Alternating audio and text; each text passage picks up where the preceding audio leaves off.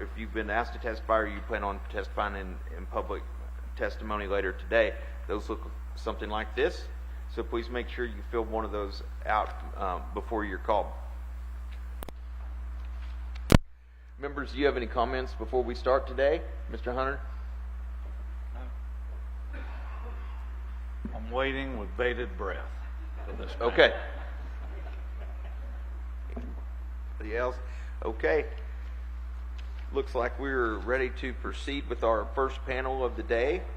Chair calls Randall Collins, Mike Hoke, David Muckerheide, and Craig Cowden. Let's see. Randall Collins? First. I have you as Randall Collins, Assistant Executive Director, Railroad Commission of Texas. Is that correct? Yes, sir. And just for the record and for Chairman Hunter, I did go to law school. I want to go ahead and answer that question before we get started. So, Mike Hoke, I have Mr. Hoke, I have you as Director of Public Engagement, Public Utility Commission of Texas. Yes, sir. Thank you. Yes, sir.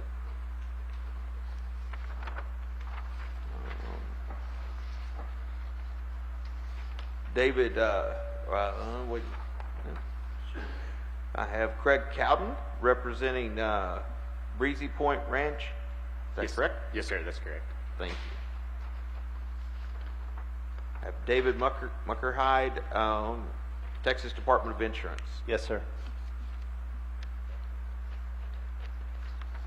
Do you, any of you gentlemen, have an opening statement you'd like to start with? I do, Chair. If it's be very brief. Be brief. Great. For the record, I am Randall Collins, the Assistant Executive Director of the Railroad Commission. One of my primary responsibilities is emergency management and safety on behalf of the Commission. For way of background, I think everybody on the committee probably knows or is familiar with the Railroad Commission. I'm not sure if everybody online or in the audience is. A brief oversight for the Railroad Commission. We were established 133 years ago. We're one of the oldest regulatory agencies in the state of Texas. Starting in 1901, or soon after 1901, after the development of spindletop and oil in commercial quantities, the Railroad Commission became the regulator for the oil and natural gas industry. Over the years, we've expanded that jurisdiction by fiat from the legislature to include Critical Infrastructure Division, which was as a result of SB 3 2 sessions ago. We also have oversight and regulatory responsibility over surface mining, coal in Texas. We do have some remaining coal mines here in the state. We also have regulatory authority over alternative fuels such as propane. We also regulate the gas rates for up here, Atmos, the customers they serve. We help regulate the utility rates that they can charge their customers, whether commercial or residential. We also oversee pipeline safety for intra-state pipelines in the state of Texas. So that's just a little bit of the agency itself. We consist of a little over 1,000 FTEs. The vast majority of those are going to be inspectors and pluggers. The majority of those are going to be in the oil and gas division, which is the one division we have probably will speak the most about here today. We also have inspectors that deal with the critical infrastructure, and for those that don't know, that division was developed as a result of SB 3 2 sessions ago, and that was to ensure the integrity of the natural gas supply to power generators. So not every natural gas well, and not every gas facility in the state are part of that critical infrastructure.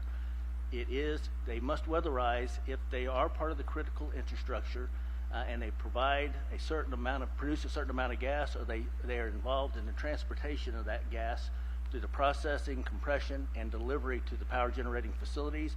Our jurisdiction stops where theirs starts, and that's at the gate of the power facility. As a result of Uri, I think that was one of the examples y'all might want to use for the hearing today, and that is a collaboration of two groups that had barely got together or ever spoken in the same room, and they worked out a bill that's not perfect, but it was like so many others making sausage. It was a great start and might need tweaking some in the future, but it established a new program for us, for PUC, and for ERCOT our responsibility was to ensure the weatherization of the natural gas facilities. That is one of the reasons we were concerned about the fires up here, was to make sure there was no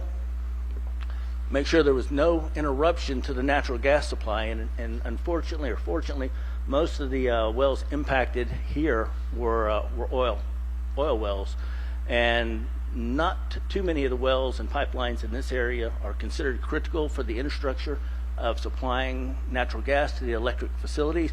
A lot of the natural gas and oil that's produced up here goes out of state, and so therefore it's not under SB3 and under our jurisdiction for the critical infrastructure.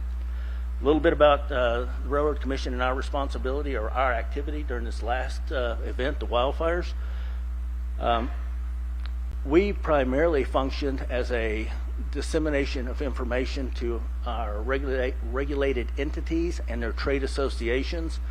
We also worked with Atmos to maintain good communications with them, understanding when they were shutting natural gas off to residents and when they were able to restore that to certain residents. We monitored that on a daily basis to find out who was being impacted by having their natural gas cut off. Unfortunately, it's not like electricity. You don't flip the switch on and off. We have to have a person out there to relight it and inspect it to make sure it's safe. And the resident has to be there. And so in some cases, the residents, it took them a while to come back. Others, there was no home to come back to. So those, obviously, there was not 100% restoration, and may never be. But during the entire event, we were in daily communications with major operators in the Panhandle. We were in daily communications or routine communications with the trade associations that represent operators of all sizes, not just the majors, also the smaller operators and some of the mom and pops, disseminating information to them by means of issuing social media, retweeting or republishing information that was treated out by TDM, trying to let our operators and our regulated entities know about the impending threat, the high risk of wildfires and red flag warnings that had been issued. Secondly, we ended up issuing a notice to operators, which is a notice that is generated by the commission. It was submitted. We send it electronically to operators that are registered to receive the notices. And it's also posted on our website, and that was, again, another warning to the operators in this area that you need to pay close attention to the weather conditions and to the evacuation orders and the fire direction up in this area. The event was lasting longer than I think it was initially forecast by TDM or by any of the weather forecasters. And so we worked to make sure that information got disseminated out to the operators themselves. We are present at the State Operations Center whenever it is activated. When Chief Kidd activates it on behalf of the Emergency Management Council, we have representatives that sit there. We are assigned to the same working group as the PUC. We sit at a table about the size of the one you're sitting at today with PUC next to us, ERCOT across from us, TxDOT down from us, and just to our right, it's TCEQ. But in the same room, within spitball distance, we have DPS, we have the Texas Forest Service, and we have Parks and Wildlife. And so we're there along with all the other TEACS agencies and all the other activated agencies to be able to provide them with information if they need it regarding well locations, and take whatever information we gather from them and submit that out to our regulated entities. So, it was, we were responsive as far as providing people to the Emergency Operations Center. We did not send a big contingent up here for any reason. We've had an office here in Pampa. I know it's been at the City Hall for the last 50 years, and we have 24 people that are based out of that office, living multiple counties up here in the Panhandle. But we have people on the ground year-round, and so we think that between those people and the operations we were handling at the Emergency Operations Center, that we were fulfilling our obligation as far as the emergency management aspect of this disaster. Having said that, I'm available for any questions. Thank you. Let's move on to Mr. Hoke. Yes, sir. Thank you, Chairman King, Chairman Burrows, Chairman Hunter, Mr. Henderson, Mr. Abraham, for having us here today. I also want to thank the people of the Panhandle for hosting us this week. The hospitality, especially in the face of this disaster, has been humbling, frankly. So I really appreciate how friendly and cordial everyone's been. The Public Utility Commission, we're 220 people. We're younger than the Railroad Commission. We've only been around for almost 50 years. And we don't own or operate the infrastructure that carries and delivers electricity to customers, but we oversee those companies that do. And my testimony, I briefly want to lay out kind of the main ways we oversee the safety of electric delivery, and these will broadly fall under reporting, reliability, rate regulation, and enforcement. And so as reporting, the general approach in state law is that electric utilities are required to have plans in place to ensure the safety of and respond to emergencies, and they report on those plans to us. The first one I want to talk about is called the Transmission and Distribution System Resiliency Plans, and I want to highlight these. These are a new tool that we have. The legislature just passed this in House Bill 2555 last session, and we just adopted the rules for that just in this last February. And in that, utilities can submit their plans to prevent, withstand, mitigate, or speed recovery from resiliency events, and wildfires is in the definition of resiliency event in our rule. And crucially, this legislation specifies that utilities can apply for what we call a cost recovery rider to put those costs of those improvements into rates, and so it puts real dollars into that resiliency. And we expect to start receiving those plans from the utilities pretty soon here, so we just adopted those rules. The next are emergency operations plans, and Chairman Hunter, you may remember 2 sessions ago, these received a lot of attention from you, and Representative Lucio were very strong on these emergency operations plans. The electric utilities, the ones who carry the electricity, the poles and wires companies, as well as other parts of the electricity system, have to have detailed plans for how they are going to respond and communicate before and during a disaster. And each year they file a summary of that plan with us, along with an affidavit from the president of the company saying, attesting to the contents of the plan. And that was a new thing put in 2 sessions ago, that attestation. And then we heard from BNSF yesterday about vegetation management. And vegetation management is also a huge part of running an electric utility. And they're required to report their vegetation management plans to us, and these are pruning trees, mowing grass, treating with herbicides, other practices to keep plants from growing on the infrastructure, which would either knock it down in a storm or cause an electrical short. Again, we heard a lot about that over the last few days. And vegetation management is also a big part of mitigating wildfire risk, because if there's you're removing fuel from near the electric infrastructure. And on reliability, utilities report to us how reliable their system is. There's these industry standards for how they measure the frequency and duration of outages. And this is an indicator of really the health of the electric delivery system. And those interruption numbers really help inform a lot of the repairs and upgrades to the electric system. Lines that are the source of more upgrades are going to get more, are going to be prioritized for repairs and upgrades. And then we also take complaints directly from customers about reliability to our customer protection division, and we investigate those to make sure that the companies are meeting the standards in those regards. And then rates. This is another place where we can hold utilities accountable.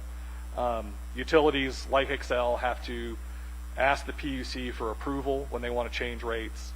And the rates are set at a level that allows the utility to recover the cost of operating the utility, but that are just and reasonable. That's the key word in statute for the rates we set. They have to be just and reasonable. And a full rate case is highly litigated at the PUC by both PUC staff and customers. The full rate case takes a while, and there's lots of pushback on on every item in that rate case. And then there are also smaller rate cases in addition to the full ones for kind of faster recovery for things like fuel costs or recovery of distribution costs. And really, it kind of begs the question, the impact of this disaster on rates for customers here, and that's yet to be determined. So, in a future proceeding in front of the PUC is where those rates will be set. But you're going to have repair to damaged infrastructure, the electric infrastructure that was damaged, including upgrades to the system. Insurance premiums that the utilities pay are also an allowed expense in electric utilities. And so, those costs are going to play out like we've seen a lot of things, over the coming years. And I also want to point out another new thing the legislature passed this last session, HB 2627 and the Texas Energy Fund that the voters voted on last November. One of the programs in there is for outside ERCOT system modernization. So Xcel is not on the ERCOT grid. It's separate. It's connected into the Southwest Power Pool. And the Texas Energy Fund has the program that allows utilities to apply for funding for facility modernization, weatherization, reliability and resiliency enhancements, and vegetation management. And then finally, I want to talk about the enforcement. We have started an investigation into this. We are going to be investigating Xcel's compliance with our rules and statute. What that is not, it is not a criminal investigation, nor is it an investigation into the civil liability for damages. Those are going to be handled by law enforcement and by the civil courts on that property damage. And Mr. Abraham, to answer any of your questions you were keying on yesterday, so Xcel doesn't serve and we don't regulate the lines kind of on the customer side of the electric meter. So those private lines that are on a facility site, once it's on their side of the meter, it's not under our jurisdiction. Just like we can't go and inspect the wires in your house. I mean that's the analogy. And so that concludes my testimony. I look forward to any questions from the committee members. Thank you. Mr. Cowden, do you have an opening statement? Yes, I have a small picture presentation. Hopefully it doesn't take too long. I wanted to thank y'all for allowing me to be here and address y'all. I appreciate the efforts that y'all are going through. I'm a little different. I'm just a private landowner that has unfortunately experienced these wildfires a few too many times.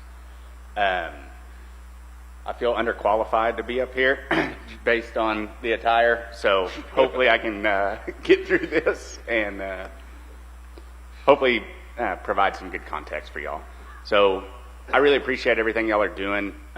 It's going to be a tough job. I, as a native Texan, and I think Mr. Abraham and I share some of the same sentiments of we need to be careful of how much government we get involved in our everyday life.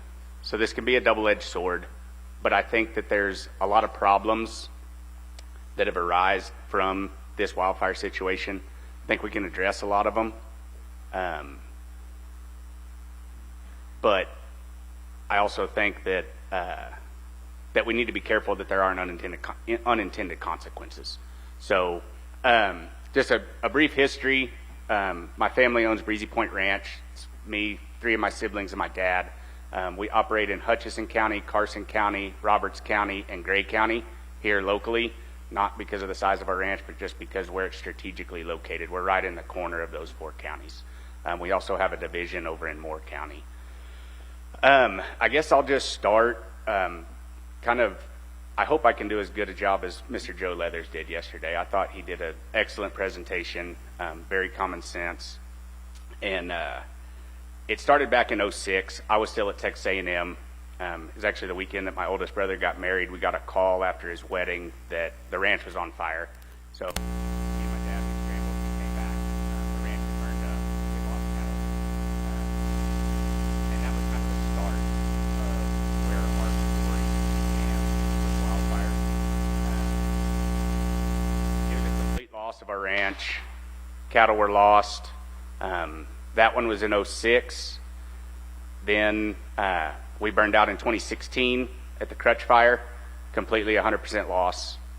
I then left the family operation to take a job at a ranch in Canadian, and the Perryton Fire got started in 2017, and the gentleman that I worked for lost a substantial amount of acres. So these things kind of follow me around, and I don't know what the reason is for it. Then the latest Smokehouse Creek Fire, it burned up 98% of our ranch. Luckily, we did not lose any cattle in this one. In 2016, we lost a lot of cattle. A lot were injured. We had a Dixon Creek Fire, got started on the 4.6s. You can see the other fires are just a little bit smaller. The Dixon Creek Fire, it burned across us. Some unnamed fires. There was one back in 2020, got started by lightning. A small fire of only 45 acres, and then the last one there was 181 acres. And these large fires have become a lot more prevalent, and everybody's asked, what's causing them? What's causing them? I think it's a combination of a lot of things. It's grass management, it's fuel loads. Us as producers are trying to do the best job we can to grow as much grass as we can to generate as much pounds of cattle that we can sell off of our resource. I think that we've done a really good job. We were trained, whether it be in school or whether it be for mentors, of kind of some rules of thumb, cliches in the industry, or take half, leave half.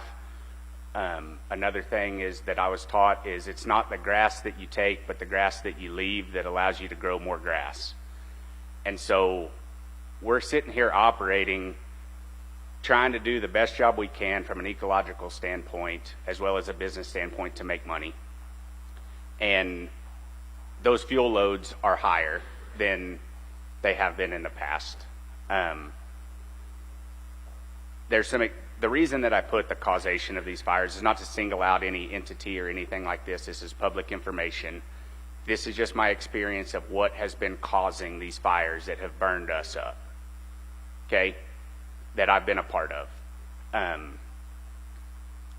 Another thing that's really hard, it was hit on yesterday, these fires, even under the perfect scenario, we get a good rainy season, good spring, good summer, and we start growing grass. We're not out of the woods after this growing season. This is going to take years to recover. So if you go back to the '06 fire, we completely burn out, move our cattle all over the country, kind of like Joe did, just to try to hold on to them. And then whenever it does start to grow and green back up or grow back, we can bring them back. Well, then unfortunately in 2011, everybody knows what happened in 2011 with the worst drought. So we're 5 years out from a wildfire, trying to grow, get back on our feet, and then we're hit with the worst drought in Texas history and probably the country's history. And so we go through 2011, get through the drought. Then we finally start getting rain. 2013, 2014, things are looking pretty good. We're starting to get kind of our factory back, if you will, and we burn out in the Crutch Fire. 100% loss again. We go through that. Same thing, cattle are lost, we move off, and it's just disheartening to try to get back on your feet and you're doing the right things and then it's all lost. So I'm trying to emphasize these things keep happening on top of all the current struggles that we all go through, whether it be market fluctuations, drought, natural things. So we get rain in 2014, finally grow grass, get back on our feet, things are looking optimistic, and we burn out in the Crutch Fire. We move off, we get back on our feet, start restocking. From 2014 to 2020, we're growing our grass the best that we can. Last year, it was good. Last year was really good. Last year, my wife and I took over the cattle operation in 2021. Last year was the first year that I felt comfortable going to the end of the winter with the amount of grass that I had on hand. Before that, it's on pins and needles. Am I going to have to sell cows? What am I going to have to do? Am I going to have to destock? This is the first year that I felt comfortable moving forward, that I've got months of resources in the pasture that I can sustain my cattle operation on, and then the Smokehouse Creek fire hits and it wipes all of that out. So you can see that it's just struggle after struggle after struggle to sit here and operate. And my experiences personally, what is causing these fires, I think a lot of them are being caused by electrical infrastructure. I can only speak to my personal experiences, but if you just look up here, you can see and these aren't even all the fires that we've experienced. We've experienced more than these. Jason's flown over our country. He knows. He's been over and helped put out fire with his helicopter. Volunteer firefighters, I can't say enough about them. They come out and help us every time. And so if you just look at this, over 85% of the fires that have burned on us have been caused by electrical equipment. Okay? 14%, 15% have been natural, lightning, or undetermined. Most of those we can take care of. If it is lightning, usually the winds don't last for 2 days with a lightning storm. So yes, it's bad. It will get large, but hopefully we can get it under control. The experience that I've had they've been referred to as mom and pop operators. I don't want to demean anybody. They're stripper well operators, mom and pop operators, whatever you want to refer to them as. I think Judge Porter did a great job yesterday, and I'm not trying to attack all mom and pop or stripper well operators. I just want to point out some of the stuff that we experience on our surface property. And there's some good ones out there, and they do a good job. There's some bad ones out there, and they do a really poor job. And I think that we need to address the really poor operators and the bad apples, or else we're going to continue to have this same thing. I've heard numbers thrown around from 50% of the wildfires in the I don't know if these are true. You'd have to get on Texas Forest Service statistics and back them up. 50% of the wildfires in the Texas Panhandle start in Hutchinson County. The other closest county is less than 10%. So what is it about Hutchinson County that's different about the rest of them? Those are the questions that I'm asking. And then, so I drove around our ranch. This is only probably 20% of the total production that's on our ranch. And I just took a few pictures. Most of these are just from last week. So this is the current state that some of these mom and pop or oil well production facilities are in currently. So, can you go to the next slide? So this is on one of our properties. I don't know if you can see it. On the far right is the yellow wires that you can see on the left. Those are the same yellow wires on the right. You can kind of see them down close to the bottom, and that's just strung out from a breaker box across the top of my grass over to that pump jack that you can see in the distance. And then I'm assuming that this flow line that they cut and put it in there is a junction where it ties into another line. I didn't pick it up and move it, but I'm assuming that's what it is, and that's their protection for that junction between the yellow wires and the black wires. My cows, you can see, are right there on the right. Our cows are right there on the right. Cows love to get into anything, to get into things. They love to chew on things. I can't talk to my cows and prevent them from getting into their electrical equipment. This is nothing but a fire waiting to happen, an ignition source waiting to happen, if not kill some livestock or possibly kill a person. The next one is, this is a location on us. It's very, very common on these locations that are on our ranch to have an extension, what I'm going to call an extension cord, leave the breaker box, run across the top of the ground with no protection around the breaker box. The cable is not buried, no protection around the pumping unit or pump jack, and wire it straight in.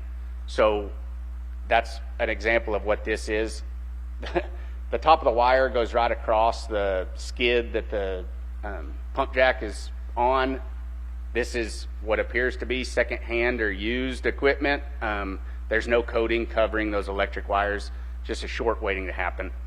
So if you can go to the next one, I don't know if it'll play the video. This is the same location, but you can actually see their solution to the vibration on their pump jack is to just get an anchor and cable it down. So this is the same extension cord that runs over the top of it, where that almost bare wire, very minimal protection and very minimal coating is on it. I don't know if it'll play for you, but it's just sitting there and vibrating and waiting to wear through and waiting to get started. So we can go on to the next one. This is actually a breaker box that's still currently in this protection. I don't know if you saw it. There you go. Now it's zooming in, and you can see the vibration of there.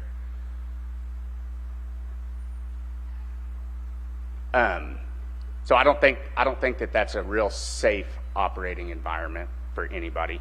So the next one, this is a breaker box that is currently still in this condition. This is actually taken in 2020 when the fire right behind that pole got started. It was the one that was listed at 181 acres. The pumper was out there the day that it got started. Luckily, I was close by and jumped on our ranch fire truck and got it put out with the neighbor ranch truck.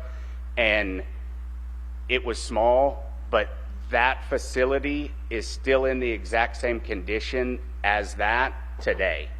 Over a year later, there's been no maintenance done on that facility.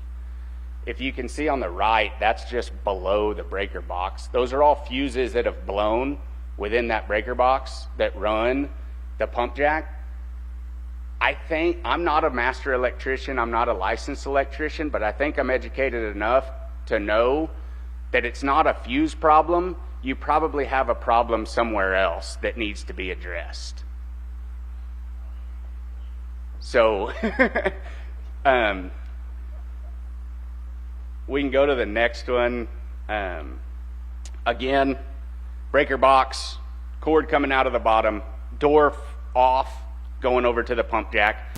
One of the things that I experienced, this has probably been in 2015, 2016. I was horseback in a pasture, moving some cows, and I get a call from a pumper. And he says, "Hey, you have a dead cow on our location. I think it fell and broke her neck." Now, I've been around livestock a lot, and I've never experienced one that has fallen and broke her neck and died. So I said, well, I don't think that that is probably the cause, but I'll go over and look at her. So I go and look at her, and she's dead, laying on their location. I step off my horse, and I pick her head up, and I'm looking around trying to figure out what has killed this cow. Can't get it figured out, so I leave. I say, well, we'll come back, try to get it figured out later. Well, pumper calls me later. He says, hey, there's a buzzard that was eating on that cow, and it's laying there dead too. And I thought, well, I don't know. Obviously, something is going wrong on your location. Come to find out, a coyote then came in that night and was eating on the cow. It's dead the next day. And they finally call me and they say, hey, we found out what killed that cow. Oh, really? What is it? Well, we had an electric line laying across that location that came to the surface and was exposed, and that's what killed the cow. Now, that's 440 volts that lead to that pump jack, and how I didn't ground out whenever I touched her and get killed is still a miracle to this day. I don't know. So one of the things that I'm trying to reiterate is this is not a problem. This goes back to 06. Like, this isn't, I didn't put these pictures together to over years and years and years. This is current operation and no maintenance of any electrical facility, no upgrade and no maintenance of any electrical facilities within the operators that are on our ranch. The pole on the right is leaned over. I called the production company on that and said, hey, y'all have a pole that's in really bad shape. It needs to be replaced. Oh, well, no, that line is not live. Okay, well, most of this production is subject to 1930 and 1940 leases, right? We don't own the minerals under most of our ranch, so we have no leverage to try to get any of this stuff improved. They're subject to what the leases say from when they're signed in 1930 and 1940. Well, unfortunately, the bad operators that I have tried to work with, a lot of the response that I get when I see a problem like this and I call it in and say, hey, can you put something up around this electrical equipment? Hey, can you fix the pole that is leaning over and a potential fire risk hazard? The answer that I've been told multiple times is no, my lease does not require me to. If you don't like that, you can sue me. So that is the response that I get, and I don't want to degrade all stripper well or mom and pop operators. Okay, Judge Porter has wells on our property. I haven't had an issue with him. I'm not here to try to run everybody out of business.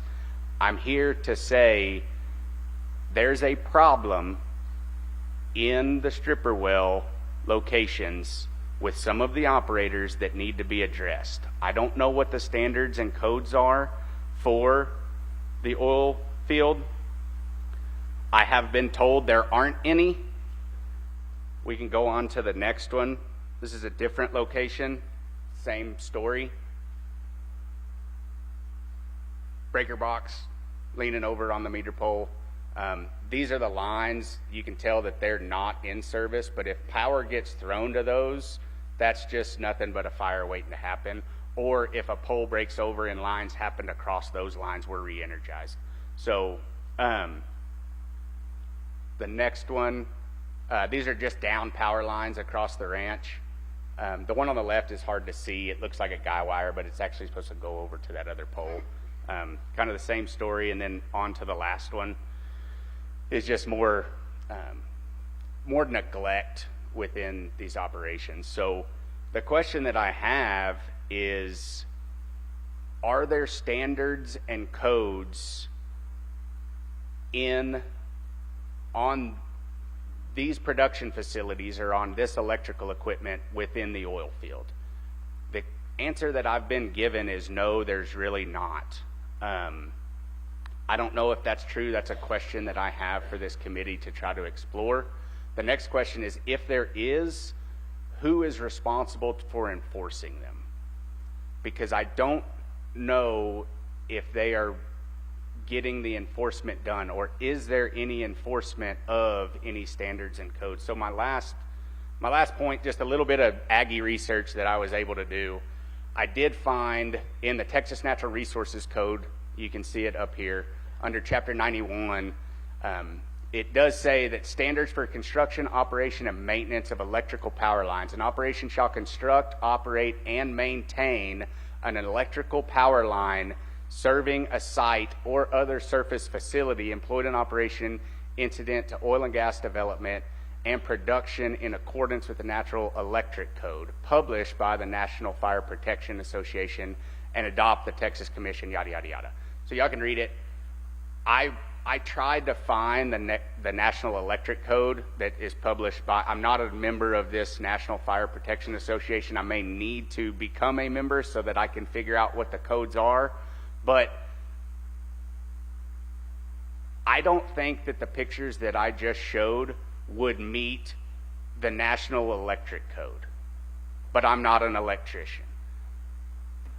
So I'm just going to wrap up by saying I really appreciate it.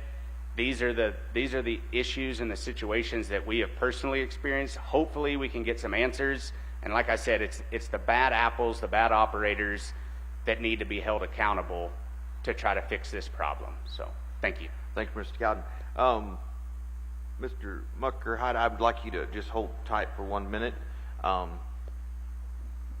So Craig, just as a matter of formality, how this works, we ask questions from up here. Yes, sir. You guys give answers, but you deserve an answer. And we're not going to take another minute till we get one. And you got two guys sitting behind you, so I'm going to make sure I ask the questions you wanted asked to these gentlemen and give them a chance to respond. And then if you have another question, just put it in a way that one of us can ask them the question, and we will move on, and we will keep all this going on the right track. But we're not going to wait another minute until we find out if that's acceptable practice on anybody's land. Thank you, Chairman. First off, and you can take these in any order you want to. Both you gentlemen are are read in the record, you're eligible to answer. Are there codes that stop that kind of behavior we just saw on Mr. Cowden's land? Is there an enforcement arm to enforce these codes, and who is responsible not only for the codes but the enforcement of it? Did I get that somewhat succinct for what you wanted to know, Mr. Cowden? Yes, sir. Please proceed, gentlemen. I'll take it. First off, let me tell you that one mechanism that you have, or any landowner has, even though you may not own the surface minerals, is to reach out to the Railroad Commission and ask for an inspector to come out, and we'll send one out. They will inspect it. Unfortunately, I will tell you that up to the wellhead, power lines... Mr. Collins. Sir. Please speak into your microphone. Will And if you would, I asked the question. Oh. Please address this committee with your answer. I think Mr. Cowden can hear you. Will do, Chairman. Thank you. Thank you. He can reach out to the Railroad Commission. We can send an inspector out. It is not uncommon. They can be fined for those events that are at the wellhead if they pose a safety issue. When it comes to the power line and the power poles, the Railroad Commission's position has been that we do not have jurisdiction to enforce any C codes or other codes that are referenced in that part of the Natural and Resource Code. Right. That was my question. And- Who has that jurisdiction? I don't have an answer to that. I don't know who does, outside of the safety issue at that pump jack. So you're telling this committee that the Railroad Commission doesn't have a clue that there are codes, but we don't know who has jurisdiction. How do you have a clue how we can find out the jurisdiction? Who should I call next to answer that question? Sure. And I think that on that particular statute, it referenced the Texas Licensing and Regulation Board. Oh, I know those people. I'm sure you do. And so that may be a good place to start to find out if they regulate that. I don't have an answer to that portion, sir. Thank you. Okay. Go ahead. So yes, as I said in my testimony, so Xcel, will handle the infrastructure up to the customer meter, but after that, it's the private line on the customer's property, and that we don't have any authority over that. We don't have any authority to go on to the private property and look at those lines inside their property. Mr. Hunter.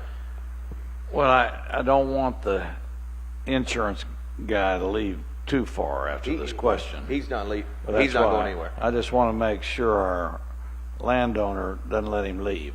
There's already been a group leaving from this hearing for the next panel. So the Railroad Commission.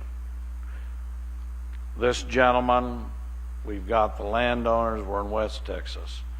What they're saying is not pointing fingers, but there is a safety hazard created by third parties on their property. They've also indicated it has created a public safety issue that could spread to 1 million+ acres. The Railroad Commission promotes public safety, correct? Get in that microphone. We would address the issue and potential violations That's if not it's at that's safety. not my question. The Railroad Commission promotes public safety, correct? Within the entities we regulate, yes, sir. And the agency would not promote public safety, correct? Yes, sir. All right. But the Railroad Commission could suggest rules or support rules maybe to this committee where you are given enforcement opportunities to protect the public, correct? Yes, sir. And for our insurance man,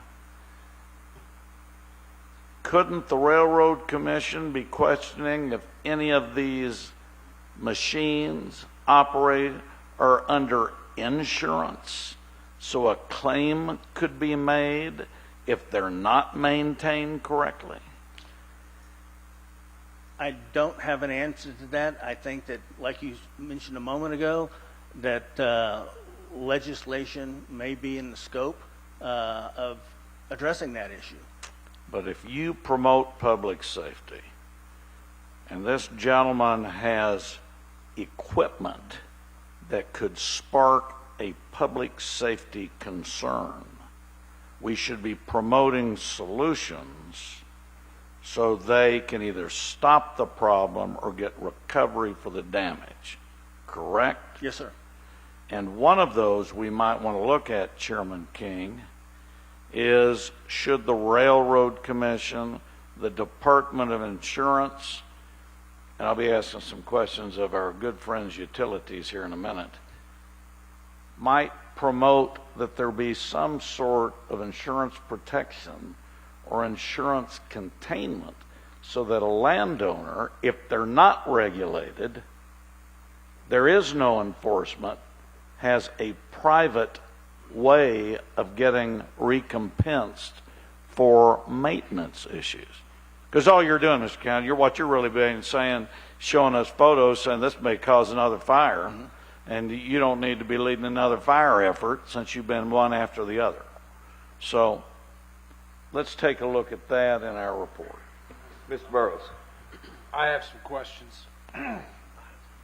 Y'all were faced this way, so you couldn't see the audience behind you. But I'll tell you, when those pictures came up in the video, this entire audience was aghast at what they saw, and they knew that it was a fire hazard waiting to happen. I assume you probably had those same sentiments, gentlemen. Is that right? Exactly. Okay. So I want to focus on the Railroad Commission for just a second so that I know what we're going to put in our report. Y'all just disagree with me if I get something wrong. So PUC, you've got the power lines and the poles that are basically in the easements and everything. That's what y'all are looking at. Is that fair? Yes, sir. All right. But once it gets off the pole and gets onto private property down to a pad site, y'all don't regulate that. No, sir. That's because it's like the wires in the house that you say, that's not what you oversight over. We don't have that authority, sir. Now, the Railroad Commission, what you guys are telling me is you do have some inspection authority. Is that fair? Over a safety issue at the wellhead or pump, yes, sir. That's right. So if it's a public safety issue, you've got authority to look at things that present a public safety hazard. At the well site directly, yes, sir. Okay. And you have inspectors that'll go out and take a look at it. And you told this gentleman here that he can make a phone call and an inspector to come out the inspection if there's a public safety issue. If it's within our jurisdiction, yes, sir. Okay. If it's within your jurisdiction. I thought your jurisdiction was public safety at the wellhead site.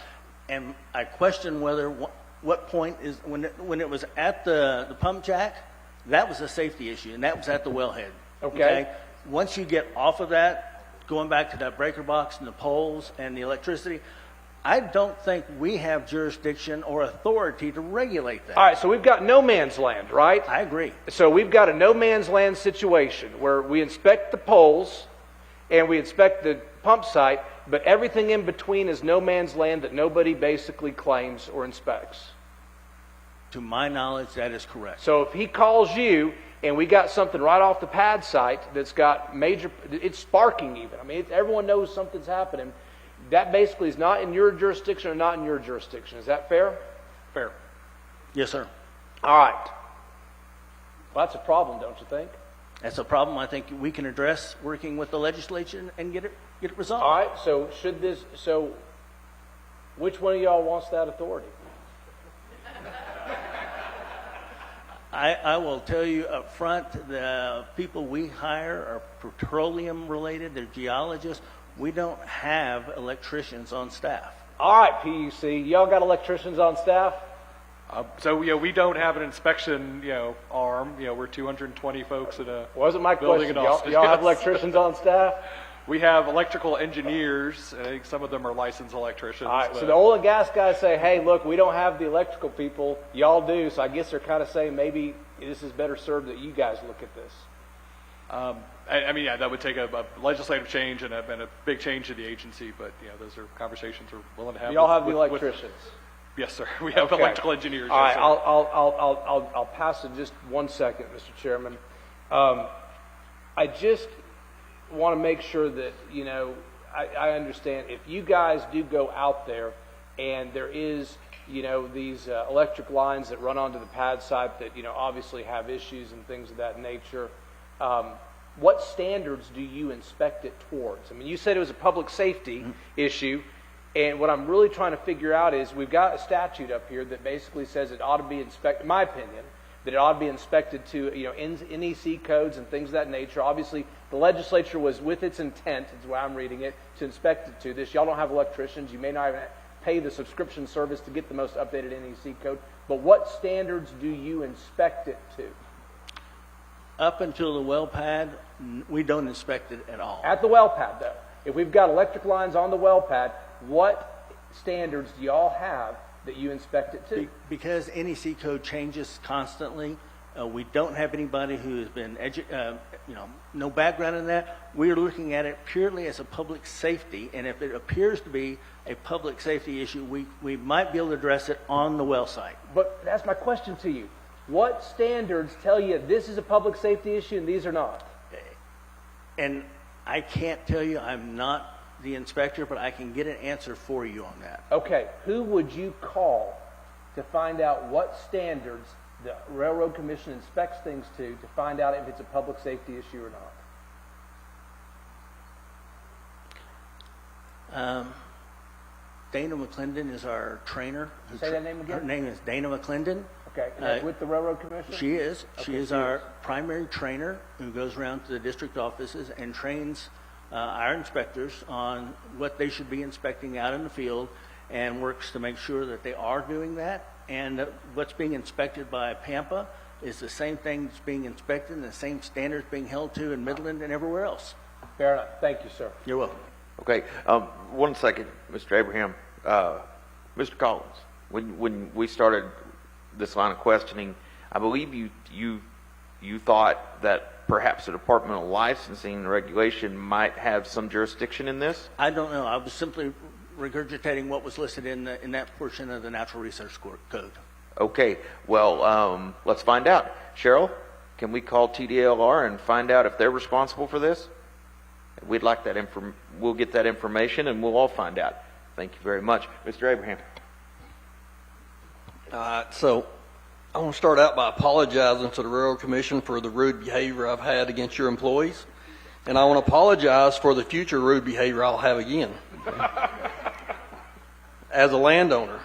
And I've already made comments up here of how worthless y'all are, and I think the crowd might be agreeing with me now. So you're saying the well pad or the well location? You're saying two things. I'm not saying the well location. Well, you said it a minute ago. I apologize. I misspoke if I did, because well location is up to a lot of interpretation of how far is it the entire lease? Is it just that well? Is it 50 feet away? I don't have an answer for you. I would disagree if I misspoke. I apologize, but I'm not talking about the well site. Okay. Well, maybe old Cowden over here is just being a Karen. He's kind of gripey, kind of a gripe ass. Is that his problem? No, he has Do you think he hadn't thought about calling your inspectors? I would hope he had thought about calling us. And if he didn't, it should have been picked up on a routine inspection. Do you think he's the only guy out there from LaForge all the way to Hutchinson County that has this stuff? He's the only guy that can find this stuff. No, and that's why I think the purpose of this committee and doing the investigation and ultimately leading to legislative change if necessary is an excellent opportunity to listen to all the landowners, because they have a different interest than the operators do, and they may have a different interest than mineral owners do. And so getting those interests together, along with the trade associations that represent all levels of operators, the mom and pop strippers, all the way up to the big boys, getting them involved is, again, another good idea to help draft necessary legislation to address it wherever it ends up, whether it ends up with us and additional inspectors and training, or whether it ends up with the PUC. I don't think it's a localized problem, and I didn't think that from listening to the testimony yesterday, and I certainly don't believe that that it's a limited issue just to his property. Well, I'm here to tell you, you can throw a freaking dart at the map at a location, and I bet you're going to find the same stuff that Craig just took pictures of. And you've heard me talk about it. I've asked everybody about it, and I'm the one that called it the Ma and Pa. And I've flown over Craig's. I've seen pictures of, I don't know, what cow had a half hitch thrown around the leg of a freaking power line. Nobody claims it. We call the Railroad Commission. It's not our problem.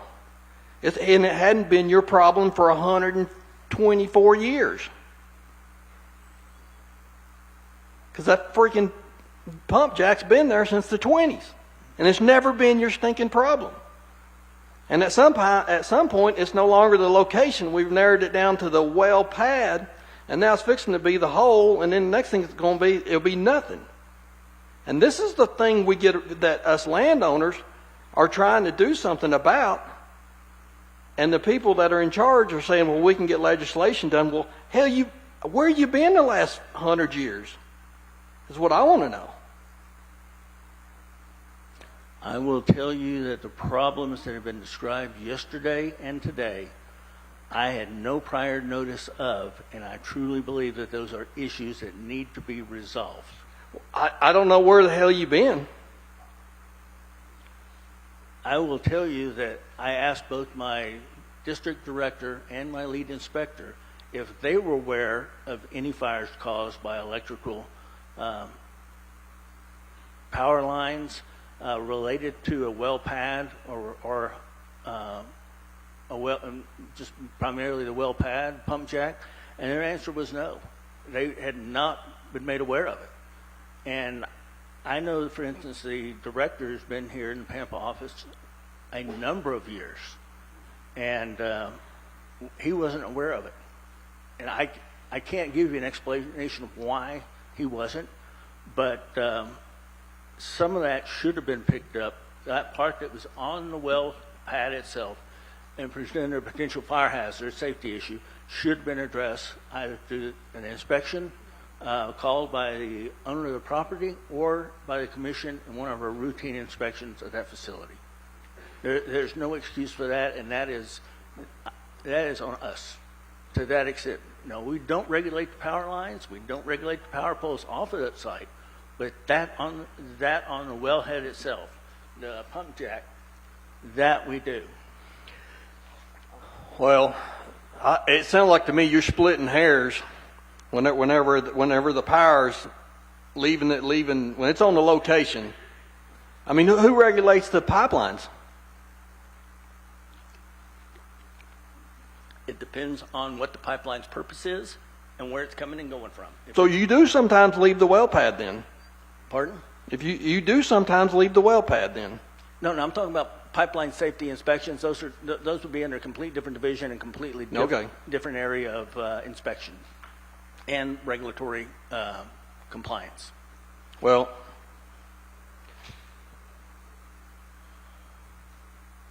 Craig, have you ever thought of calling an inspector from the Railroad Commission? Yes, sir, I have. And did it go about the same as this right here? Yes, sir, it did. They don't know who has the jurisdiction. My experience is that they don't know who has the jurisdiction over electrical equipment. They deal more with downhole issues, leaks, and signs.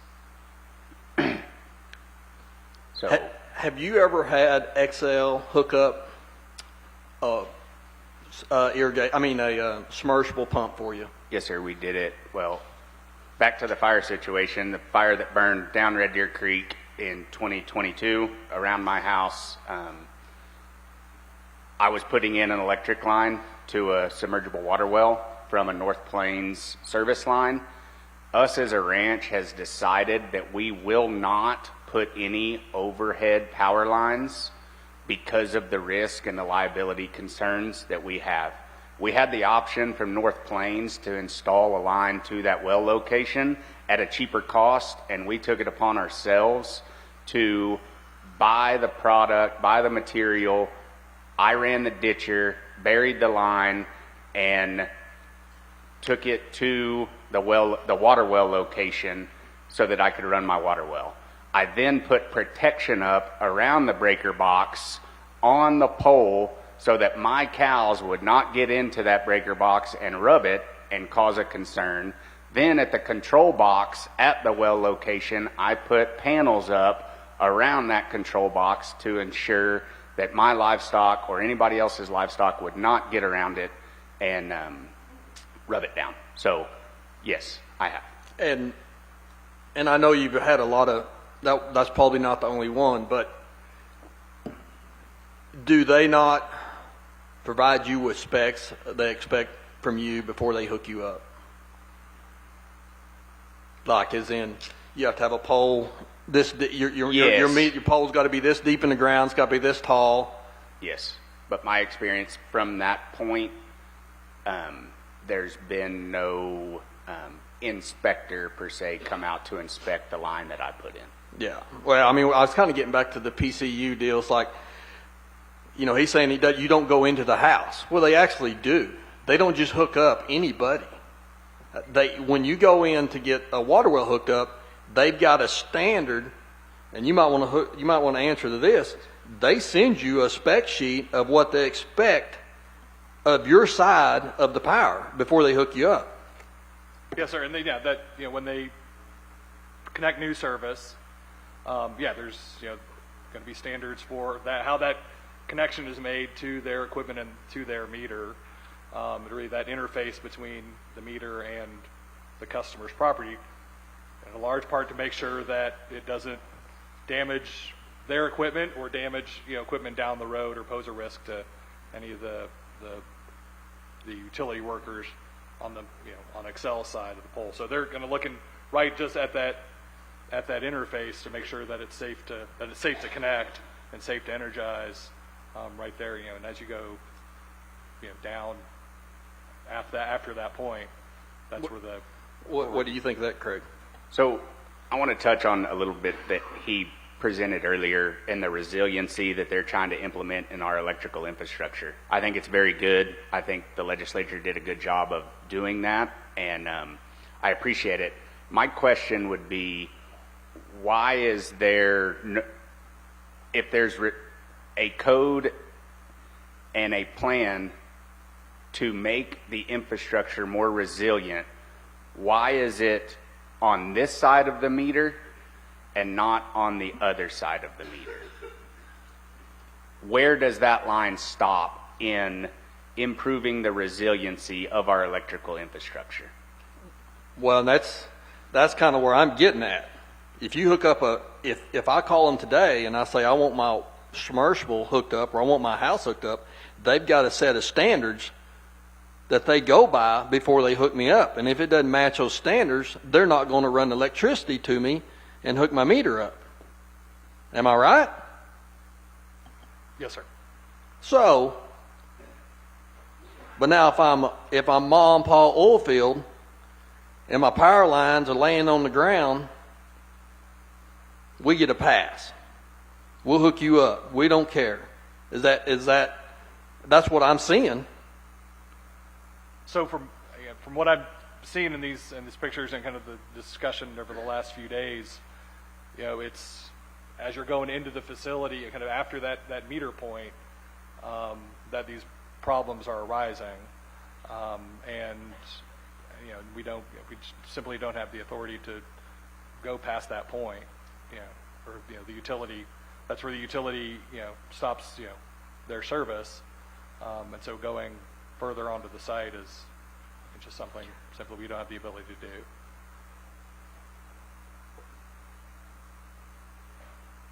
That's you can go. I could get you in a helicopter today, and we could fly for hours, and you could fill your phone with so many gigabytes of photos of what Craig just showed you. And this is what I've been trying to explain for the last 2 days. Yeah, it might have been Xcel that started this fire. But in 06, it was Kano. And who's that other? 2016, I believe, is OHM operating. Yeah. So what I'm getting at is the Ma and Pa oil field they might not exist, but Xcel is still hooking them up. Does that make sense? So they might have the pump jack might be gone, but there's still power running down that line. Isn't that? Am I right, Craig? Yes, sir. There are instances. It's my understanding that there's codes that say that if a well is no longer operable or needs to be plugged, that power needs to be cut all the way back to the nearest junction point or something along those lines.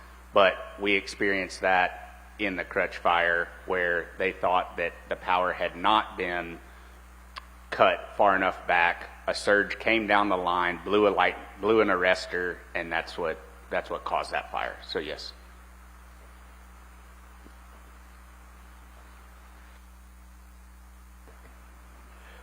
Thank you, gentlemen, for that. I've got one final question. Hold on one second, Mr. Henderson. We need to kind of get the train back on track. Chairman Hunter's got some questions for Department of Insurance regarding our line of questioning. So I want to give this gentleman a chance to read in. But while he's doing that, Mr. Collins, I do need some clarification on something I heard you say, or I think I heard you say, that the Railroad Commission has not been notified that any fires started on a well site. And I believe that was your testimony. My testimony was limited to the Pampa district, which is right. 90%. That's the one I want to know sir. about. And that's your information. that is what I found. Were you out here yesterday? I was listening yesterday. You were yes, sir. listening yesterday I was- and the day before when Officer Dennis Cochran testified about his report regarding the ignition site of the Windy Deuce fire, Yes, which sir. would be under Railroad District 10's purview. Yes, sir. He clearly, in his testimony, he shows multitude of pictures of a well site. In fact, he even referenced an old lease sign that was by a company named Polaris. He wasn't sure if they owned the property, if it was an old sign, but his report on the ignition site was very clear where this started, and it was trees rubbing on an electric line on an oil field location that was the ignition site per Texas Forestry Service that was the ignition site. So once again, I want to go back to the theme of communication here. So is it your testimony that nobody from the Texas Forest Service or nobody that's done a report ever reported that the Windy Deuce started on an oil field site? Yes, sir. That is exactly my testimony. Okay. All right. We're going to talk more about that in a minute. Mr. Hunter, let me let the Department of Insurance get started on their opening statement, and then Mr. Henderson, I promise I'll come right back to you. Okay, thank you. My name's David Muckerheide with the Texas Department of Insurance. I'm the Assistant Director of the Property and Casualty Lines Office. I don't have any prepared remarks today. I'm here as a resource for questions. Perfect. Mr. Collins, would it be possible, the Forest Service was gracious enough to call extra resource witnesses. Would it be possible for you to call your local inspector to this committee? I think he might be able to answer some of these questions on a local level better than you can. Could we make that request? Yes, sir. I can make that request. I will tell you that during the testimony yesterday, I was sitting with him and the director of the Pampa district, and we were discussing the testimony being provided. I spoke with my executive director last night.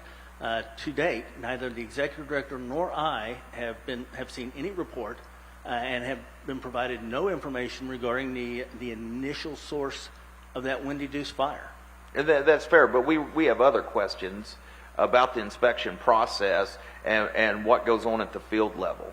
And I think somebody that actually does it would be better prepared to answer some of these questions than perhaps you. I'd like you to still be here, but we would like to talk to your inspector. I can get an inspector here. I'm not sure if the inspector that inspects the area over by Windy Deuce, he lives in that area. He literally drives past that, those leases, going to and from work each day. How about this, Mr. Collins? This committee would like to have an inspector employed by the Railroad Commission to explain to us the inspection process. That's my request. Yes, sir. Thank you very much. Mr. Henderson. Thank you, Mr. Chairman, and I would disclose for the record that Mr. Cowden and I have a business relationship where from time to time he purchases bulls for his operation from us. So I'll get that on the record. But I want to ask you guys as regulators a couple of things. One, I'll say this. I hope you understand the frustration from somebody who has all kinds of regulations that he's expected to adhere to in his operation, but when he's got these kinds of issues and problems, he calls you guys, and one of you says we don't have jurisdiction, and the other one says we don't have jurisdiction, and you're left hanging there. That's a frustration that is faced very often, and I hear it over and over and over again from these guys out here. What I want to ask is, how does it work in your operations? Does everything come from the top down to your guys out in the field? Or do you ever get feedback from your guys in the field back to the top? Because I can't imagine if there's two-way communication within your organizations, that inspector on the ground sees those kinds of operations and doesn't think there's a problem. Now, I understand that he's told that he doesn't have jurisdiction. I get that. But what kind of inspectors do you have if there's not communication back up the line that says, we have a problem here, and it puts people, we lost 2 lives in this latest fire, it puts people at jeopardy. We lost maybe 15,000 head of cows. That puts the economies of the Panhandle in jeopardy. And we've got a standoff between 2 regulatory agencies here that say, I don't have jurisdiction and I don't have jurisdiction.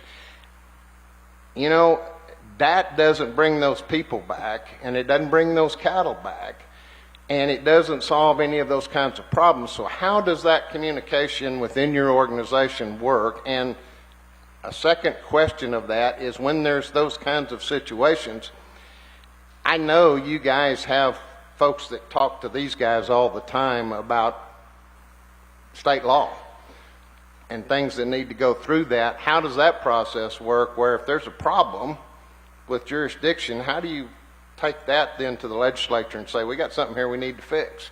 I'd like to hear some answers from those. I'll go ahead and start off. We do have two-way communication between people in the field and people in Austin.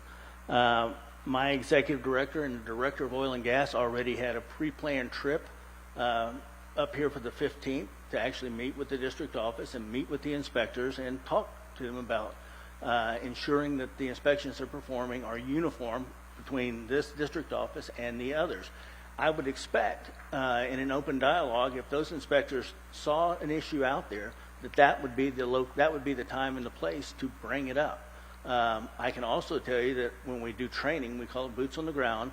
When we do that training, it's a trainer from the commission that's actually doing the training for us. But if there was issues, and there have been in the past, if there are issues, they're going to bring it up to the trainer and say, is this something we can enforce? is there some remedy when we see this out there?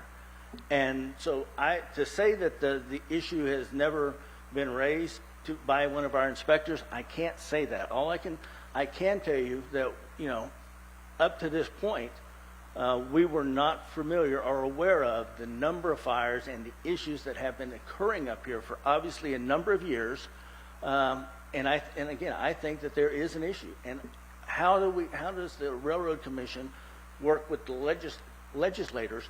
I can assure you that any of them, if they pick up the phone and ask for my executive director to come over, he's going to beat a path over there to discuss it with them. We also are responsible. We are actually under the jurisdiction of 3 statewide elected officials, and I can assure you that each of these representatives can pick up the phone and reach out to one of our elected political commissioners and get the answer or ask us to look up that answer and get it to them.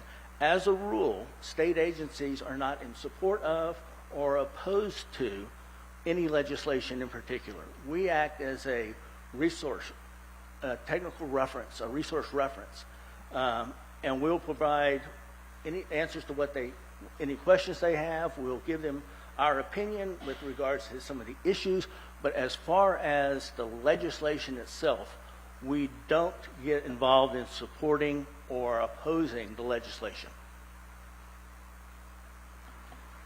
And thank you, Mr. Henderson. So this may surprise you to find out the Public Utility Commission, we don't have field staff, we don't have inspectors. The the linemen who go out and who work on the infrastructure, those are employees of Xcel. And so so we rely on them to tell us what's going on out in the field, and those reports that they file that are fairly high level, and then the reliability numbers on specific lines about how those lines are performing. And as far as legislative communication, I think we've come a long way in that in recent years since the winter storm. It's something we're always striving to do more of. And if there's when there's gaps in bureaucracy, it is very frustrating. I mean, the thing I hate to say as a civil servant is it's not my job. That doesn't help anybody. That's not satisfying. So I hear that frustration loud and clear. But I am bound by statute and by the rules. So, but I think we do have a responsibility to work with the members of the committee and the members of the legislature to find solutions. Thank you. Mr. Henderson, are you finished? Yes. For now? Before we move on, I'm going to explain to all state agencies or anybody that's up here, you may not like the questions, you may not like the tone in which they're asked, but we're here for answers. We're here to make this better. And definitely the Railroad Commission and the PUC has a huge role to play in this, as does the legislature to give you direction. So when we ask you for something, forget the tone. It's not a personal attack. We're all on the same page here. It's about trying to make changes for the future. But when 1 million acres burns down, and as Mr. Cowden testified, this isn't the first time. And when we hear that we have no information at the Railroad Commission that this has ever started on an oil field site, that's just mind-boggling to me that nobody's ever reported this. And I would ask the Texas Forest Service to immediately share their investigative report with the Railroad Commission. That 2 state agencies that are both very well funded by the Texas taxpayer, and we're not sharing that kind of information, that's once again a breakdown, failure in communication, and that needs to be fixed. And Mr. Collins, that is not a finger pointed at you. That's a breakdown in the entire system. Mr. Hunter.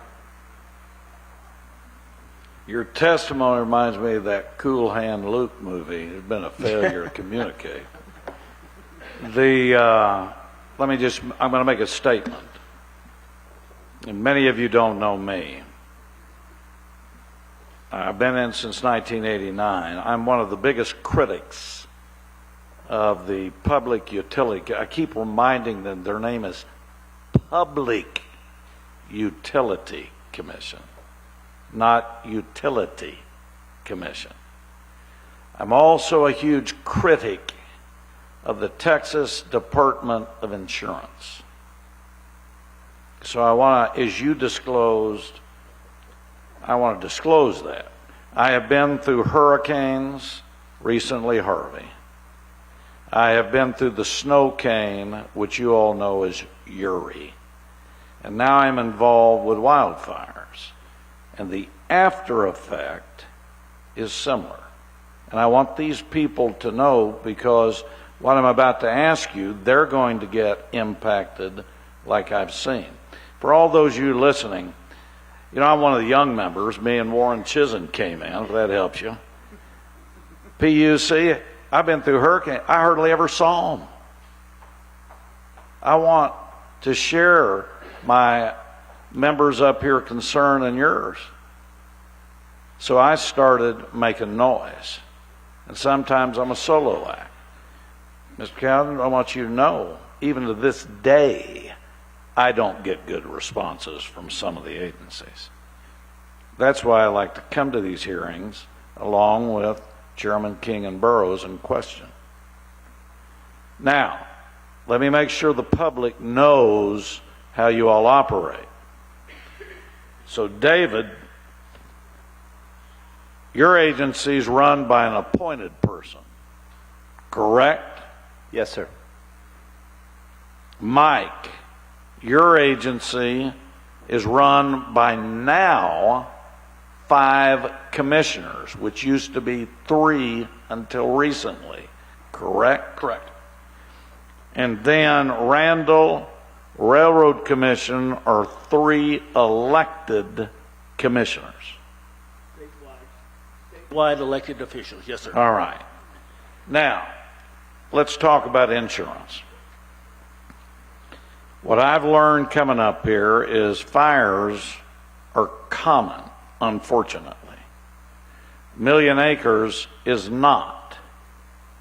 Down power lines and bad equipment seem to be rampant.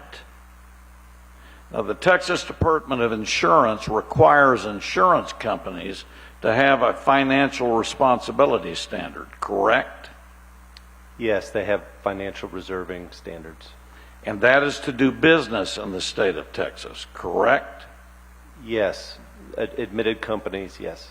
So now I want everybody to learn what an admitted company is to a non-admitted company.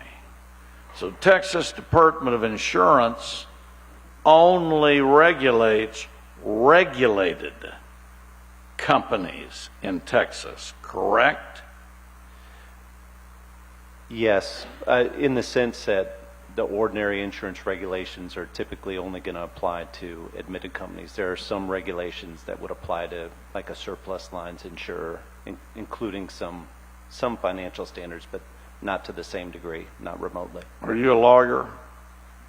Trained as one, but There trying to you go. I recover already from could years tell. ago. The Not answer currently. is there's regulated and non-regulated, correct?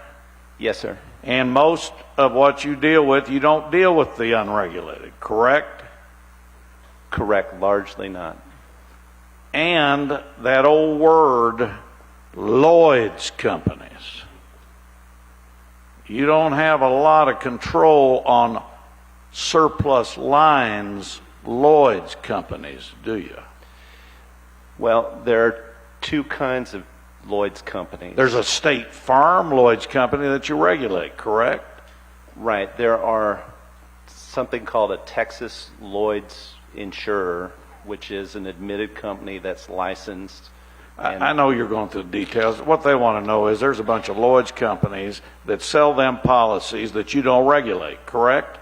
Surplus lines insurance companies like Lloyd's of London and other surplus markets are not regulated to near the same degree. So what I want all the landowners and the taxpayers to know, that when they get insurance for their ranch, for their equipment, for their property, for their health, they need to know who you oversee and who you don't, correct? It's important to know the insurance company that you're doing business with. Now, fences. You come out here to West Texas, it's kind of similar to down by me. I've got ranches basically to the northwest of me. Are fences insured in Texas? It will depend on the policy that you buy. But if that is part of the property, it is part of the business. If I'm in the Panhandle, that is a natural day-to-day part of these people's lives, property, and work. And you're telling us that every insurance company may cover and may not cover.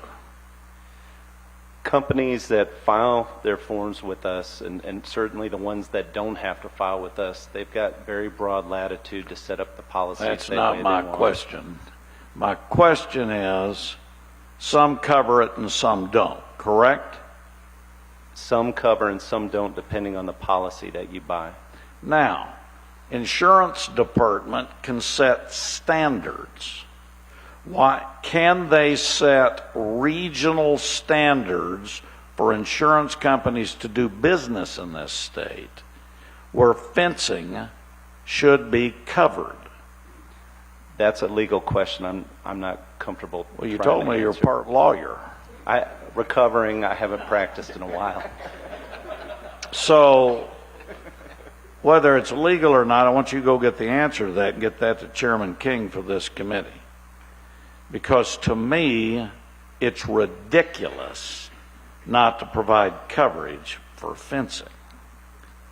It sounds like to me a reason not to provide coverage in an insurance policy. You're the overseer of these regulated companies.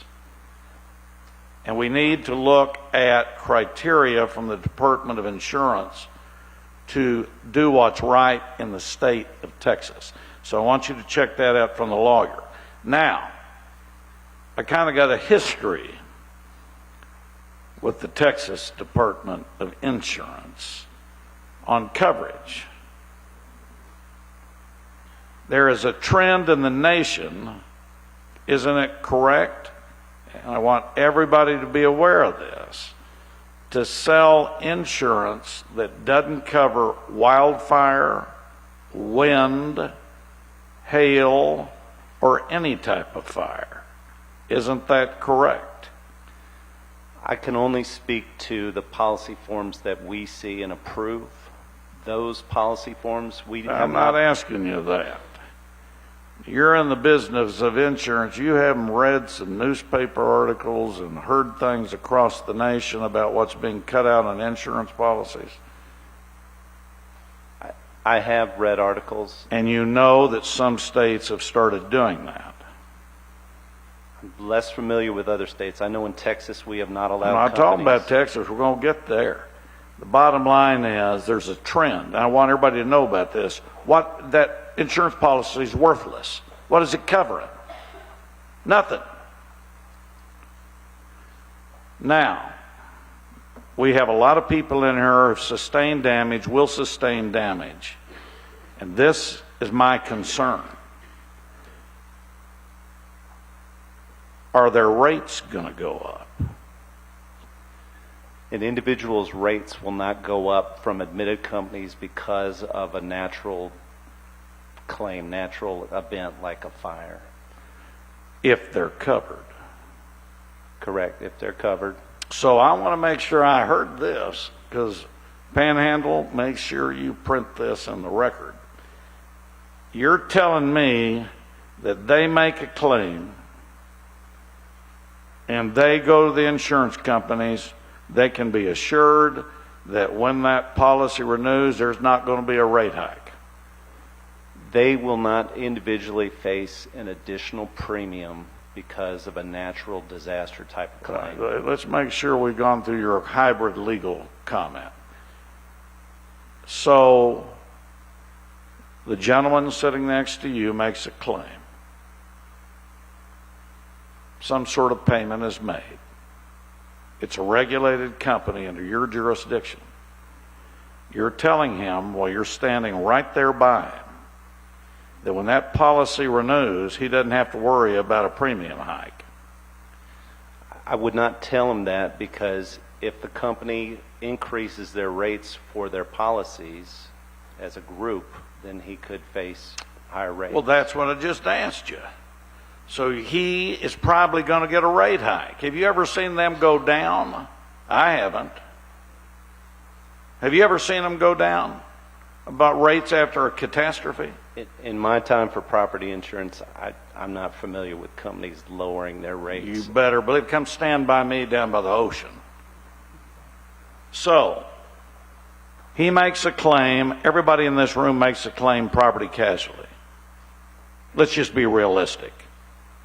They may have their policies canceled with no coverage, and they may have to then go to those unregulated companies, or they may have to pay a high premium hike. Isn't that a scenario? Companies may decide to non-renew if they are struggling in an area, but individuals shouldn't face cancellation or non-renewal. Well, I know what because they of it. shouldn't, but it happens all the time, doesn't it?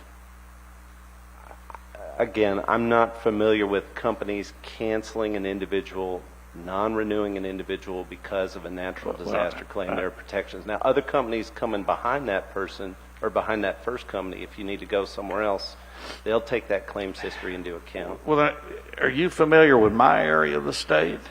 We get a hurricane. Are you telling me that my premiums aren't going up? I'm They not. just cancel us. I mean, you're the agency, and you're telling me, this is good news for me. I want you all to know. I'm going to be Chairman King, making sure that everybody in the world knows, all my population, they're not going to get any rate hikes. That's what I'm hearing. I want you to know the Department of Insurance needs to start protecting the taxpayer, the ratepayer. All I see is after every catastrophe is people getting so high insurance. My people's insurance rates are higher than their property taxes. And I don't want to see the wildfire victims getting in that same situation. So my message to the Department of Insurance is you have a responsibility to make sure when these people pay or get claims paid and get coverage, you make sure that you are communicating with the whole area so there's no insurance rate hikes. And that's my message. Number 2, why can't the Department of Insurance impose maintenance requirements on companies that provide these sort of utility poles, utility lines, and oil and gas equipment before they put it on these people's property? Why can't that be part of the financial responsibility? I'm not aware of us having any statutory authority to I impose. said, why can't they? These people, he just said people died. He's just given examples. He's flown over everything. These 2 gentlemen live here. Why can't part of financial responsibility be providing insurance coverage? You do it to most of these insurance companies that come in the state. You just told me they had a financial responsibility. They shouldn't be leaving equipment, whether you're utility or whether you're oil and gas, sitting on the ground. We just heard he can't do anything about it. I want you to go back and check and report to Chairman King to see if part of financial responsibility for insurance is before this equipment is implemented or put in, that there's sufficient insurance protection on maintenance, not just put it in and run away. Public Utility Commission. Don't worry, I'm not going to go too long. I want to kind of leave a little impression, Chairman King, because I got to tie the utilities with insurance and then I'll stop. We have all day. Good. Now, Mike.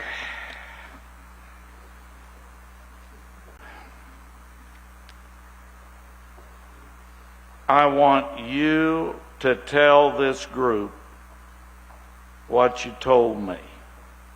Are rates going up because of this wildfire? So, I mean. No, come on. You're not a lawyer, are you? No, sir, I'm Thank not. God. See, what they didn't tell you is Randall is. All right. Are rates going up here? I would anticipate rates going up at a certain point. But there's a lot So, of. Chairman King, Chairman Burrows, be ready to kind of watch insurance rate hikes and coverage issues. And now, utilities. Now, a lot of companies, Mike, have to get permission to raise rates from the Department of Insurance. That's why I want everybody to know that.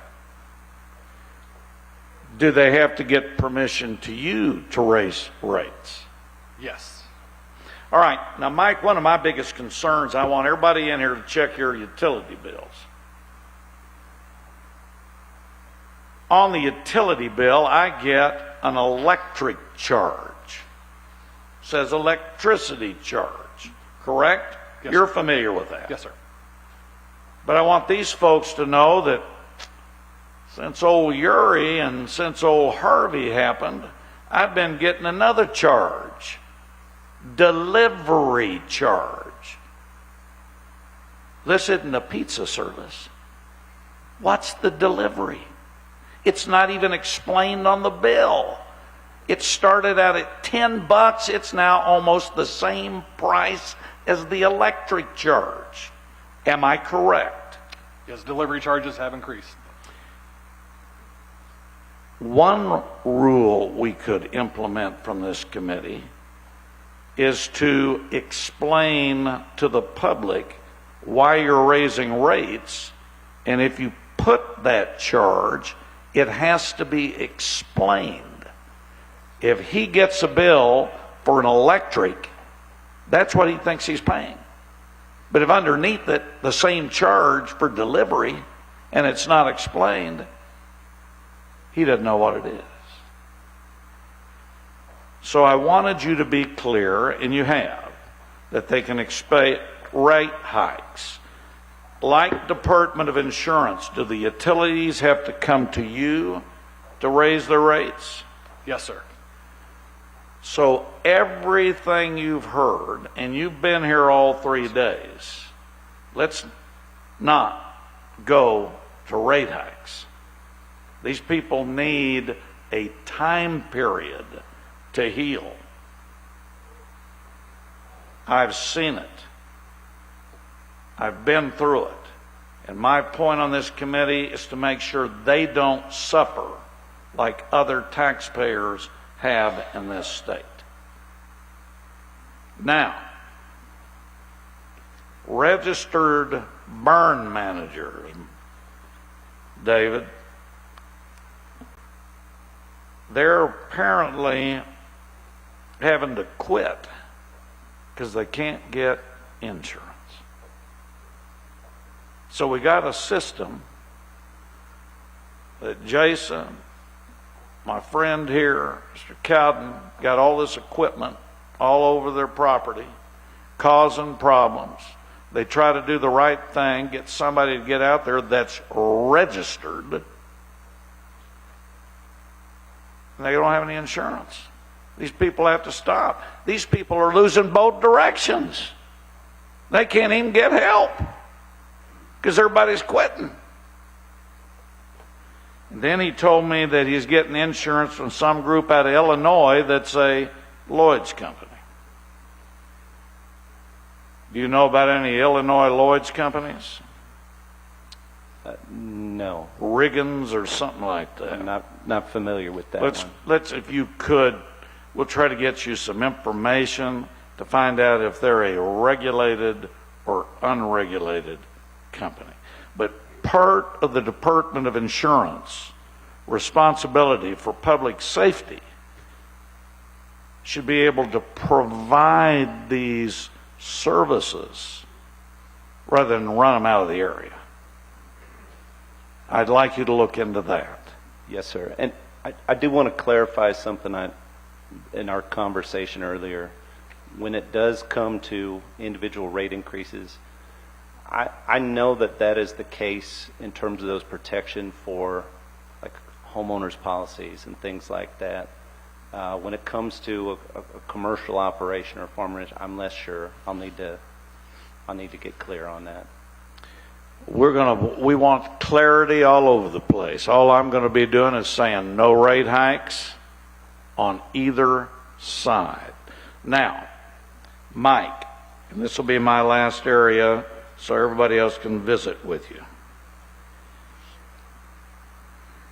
In the utility zone, if somebody makes a claim or lawsuit, is there a cap? Is there immunity for the ratepayers if they make that claim personally, court of law, or what? I think the public needs to know if there's a cap or immunity because they're utilities. Right, yeah. So the utilities don't have a liability cap or immunity in these situations.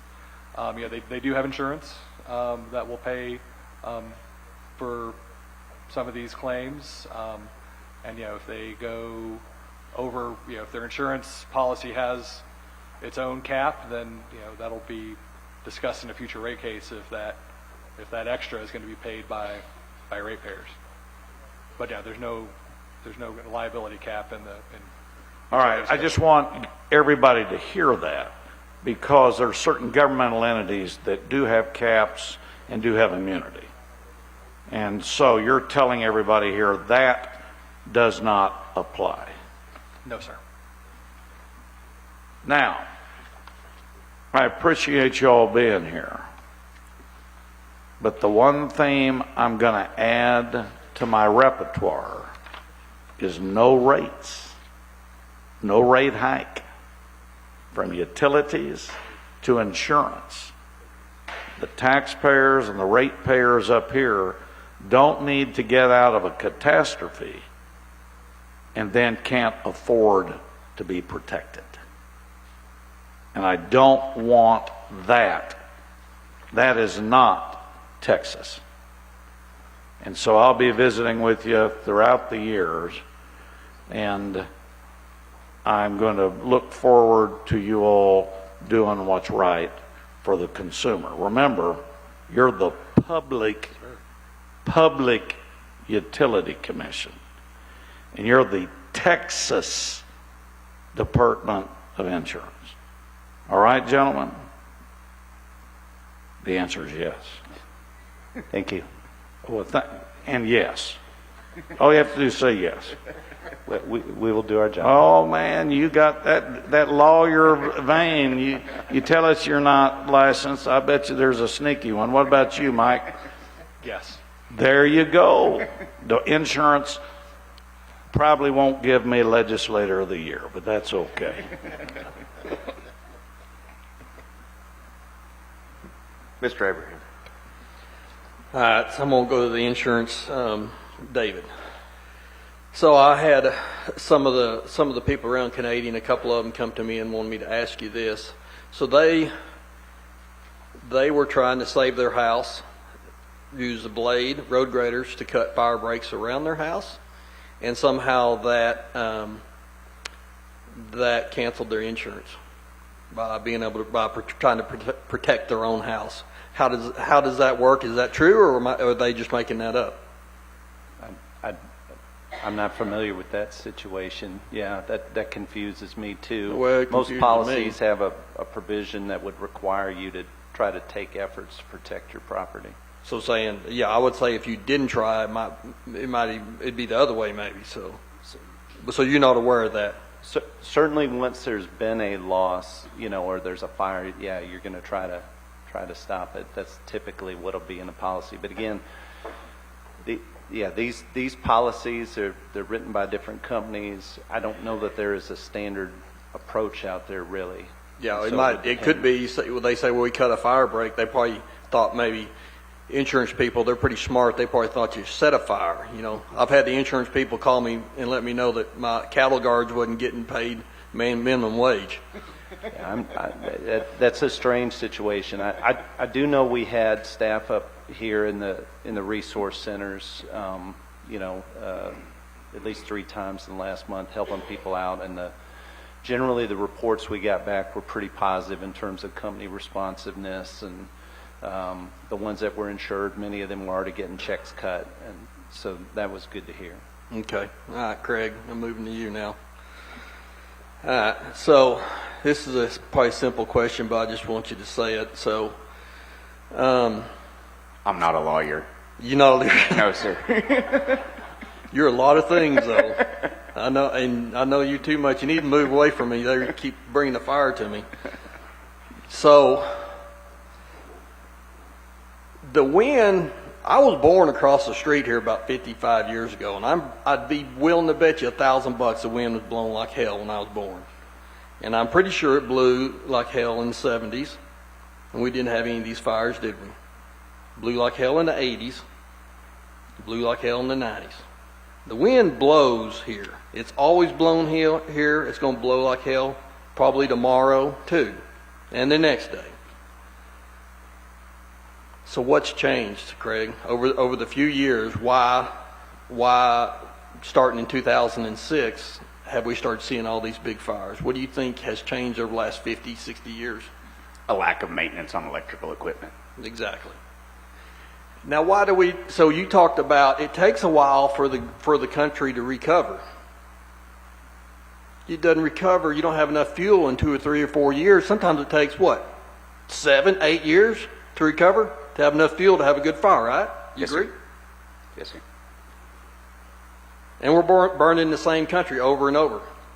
Seems to get started in the same spot over and over and over again. And how far are they spaced apart? Oh man, within the same county. Yeah. Yeah, I mean, how time-wise? Oh yeah, every 8-9 years. Yeah. So there's some little fires in between, but there's just not enough fuel to get us our million acres put in, right? Yes, sir. So going on to, I'm going to finish up on you, Mike. Yes, sir. Tell me, on the utility companies, do you have recommendations on the utility? I'm getting it back to the utility company and Osmos cutting these posts, whittling on these posts. Is there a standard of how far they can whittle away on this post that y'all recommend?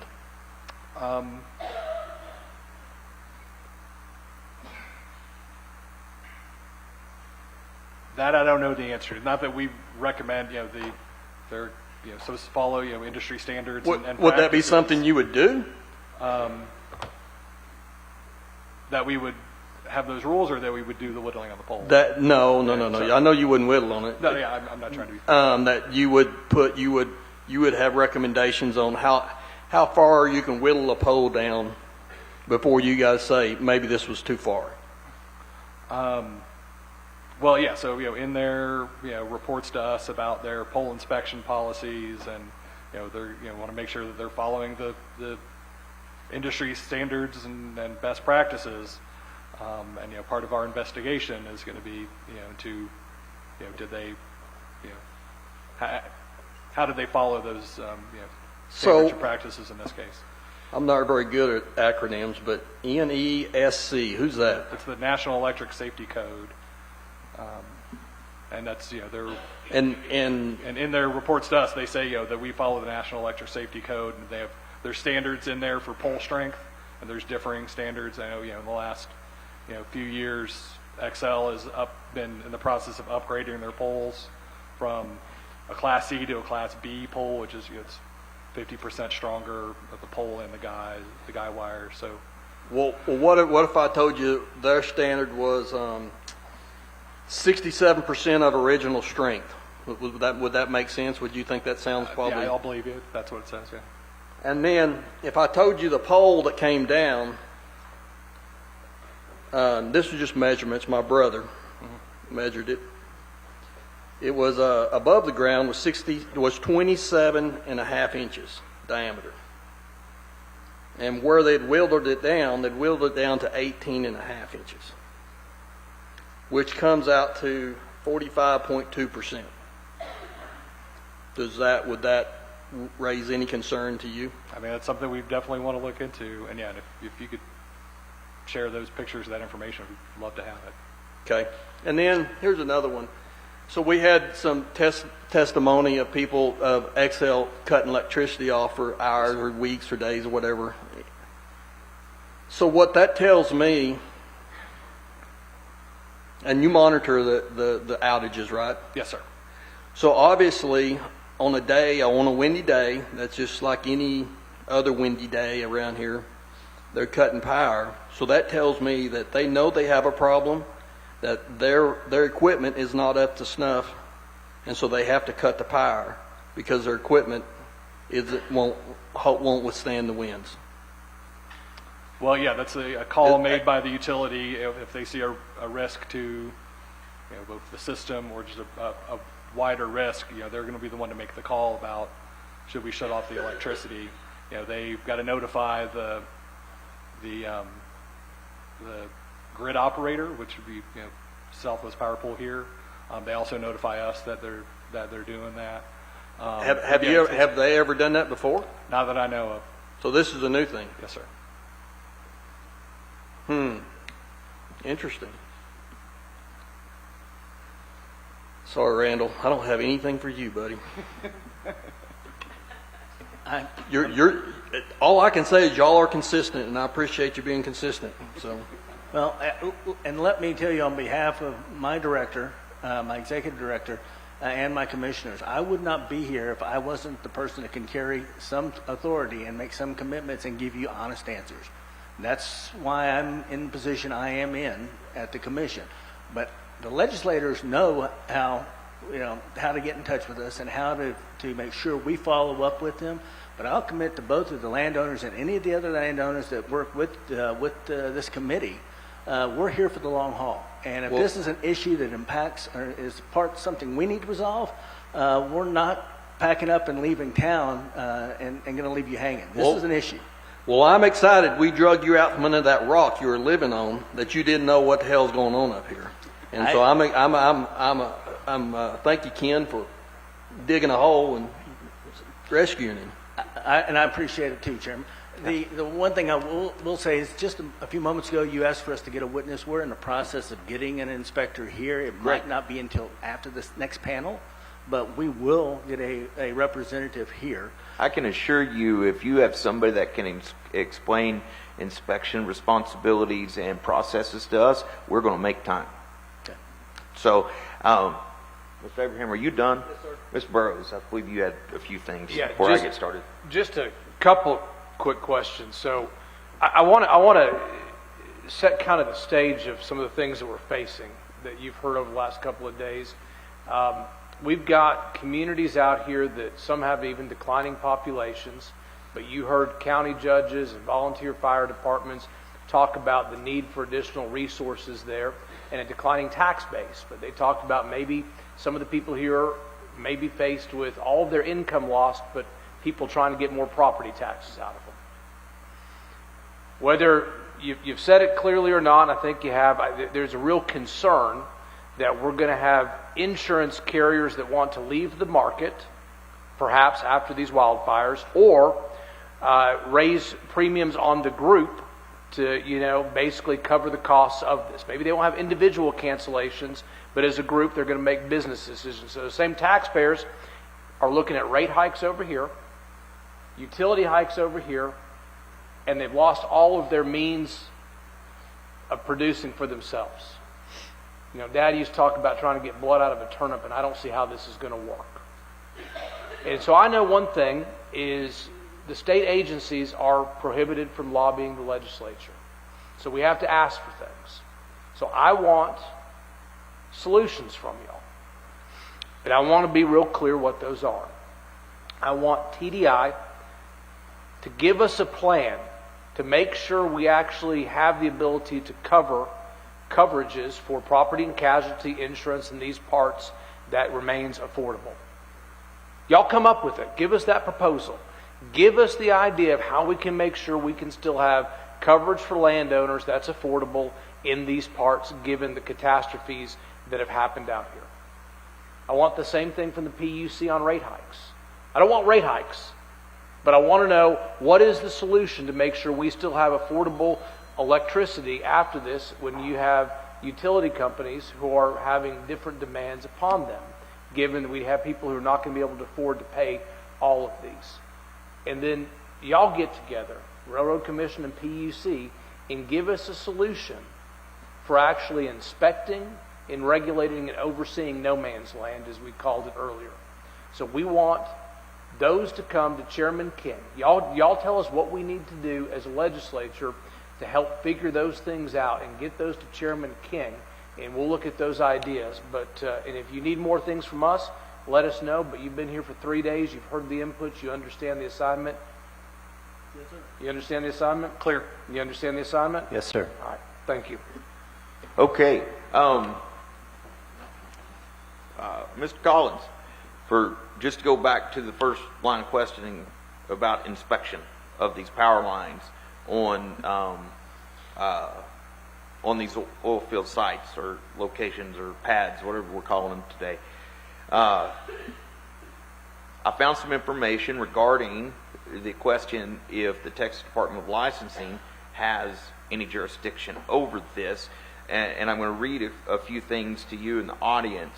And before I get started, I got to just say, my staff is nothing if not efficient.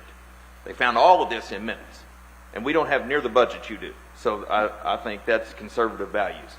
So where TDR comes in, TDR is the agency who enforces licensing for electricians.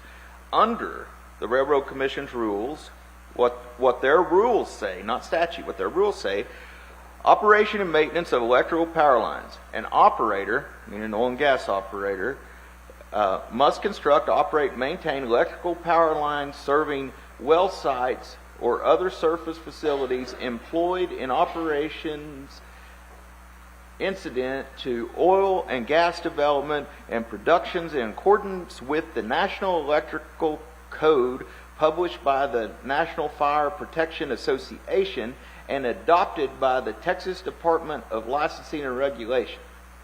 So that's where TDLR comes in. Basically what that means is TDLR is responsible to license electricians. The Railroad Commission rules state for somebody to work on an oil and gas location, from an electrical standpoint, they have to be a licensed electrician. Mr. Cowden, some of that stuff I saw out there, I would fire that electrician.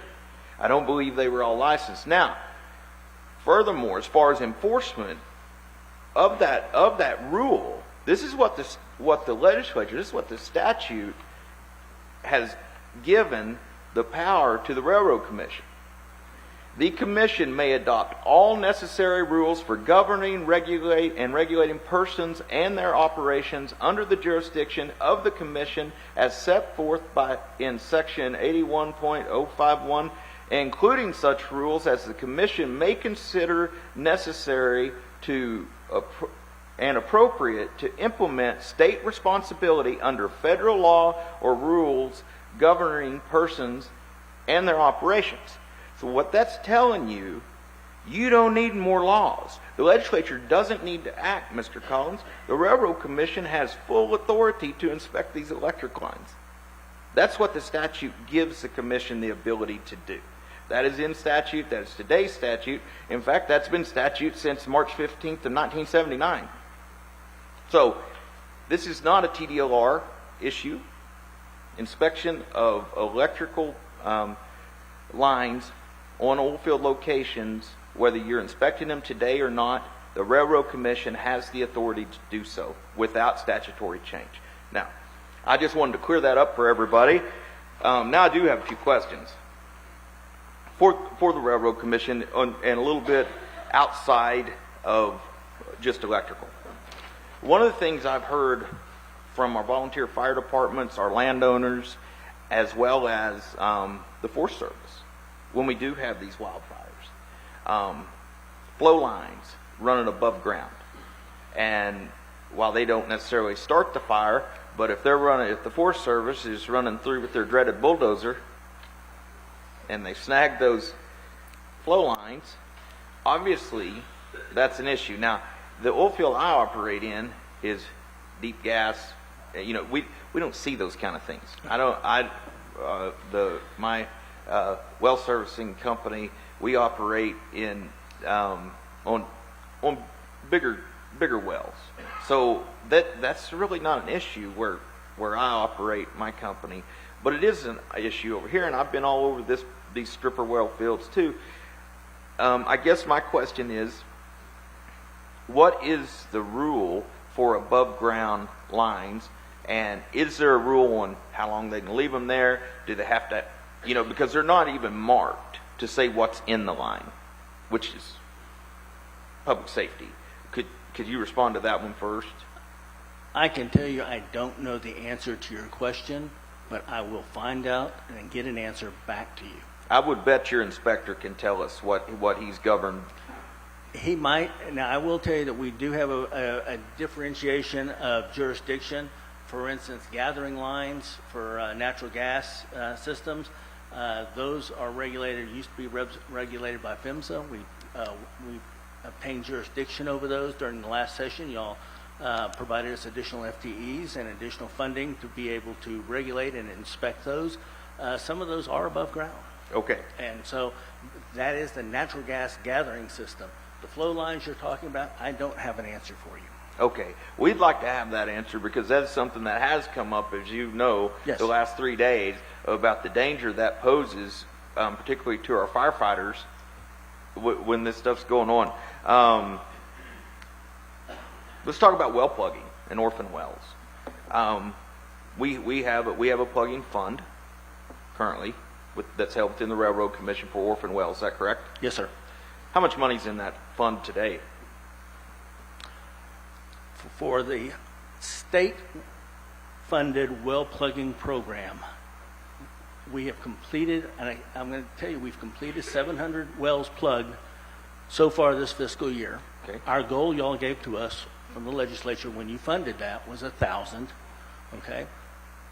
I don't know the dollar figure, but I do know that we have been pulling from other areas to provide well plugging to meet that goal. So I'm not going to tell you it's zero, but I will tell you that we have had a significant number of major emergency plugging operations, both offshore, bay, and on land, that eat up or have eaten up this year a significant chunk of those funds.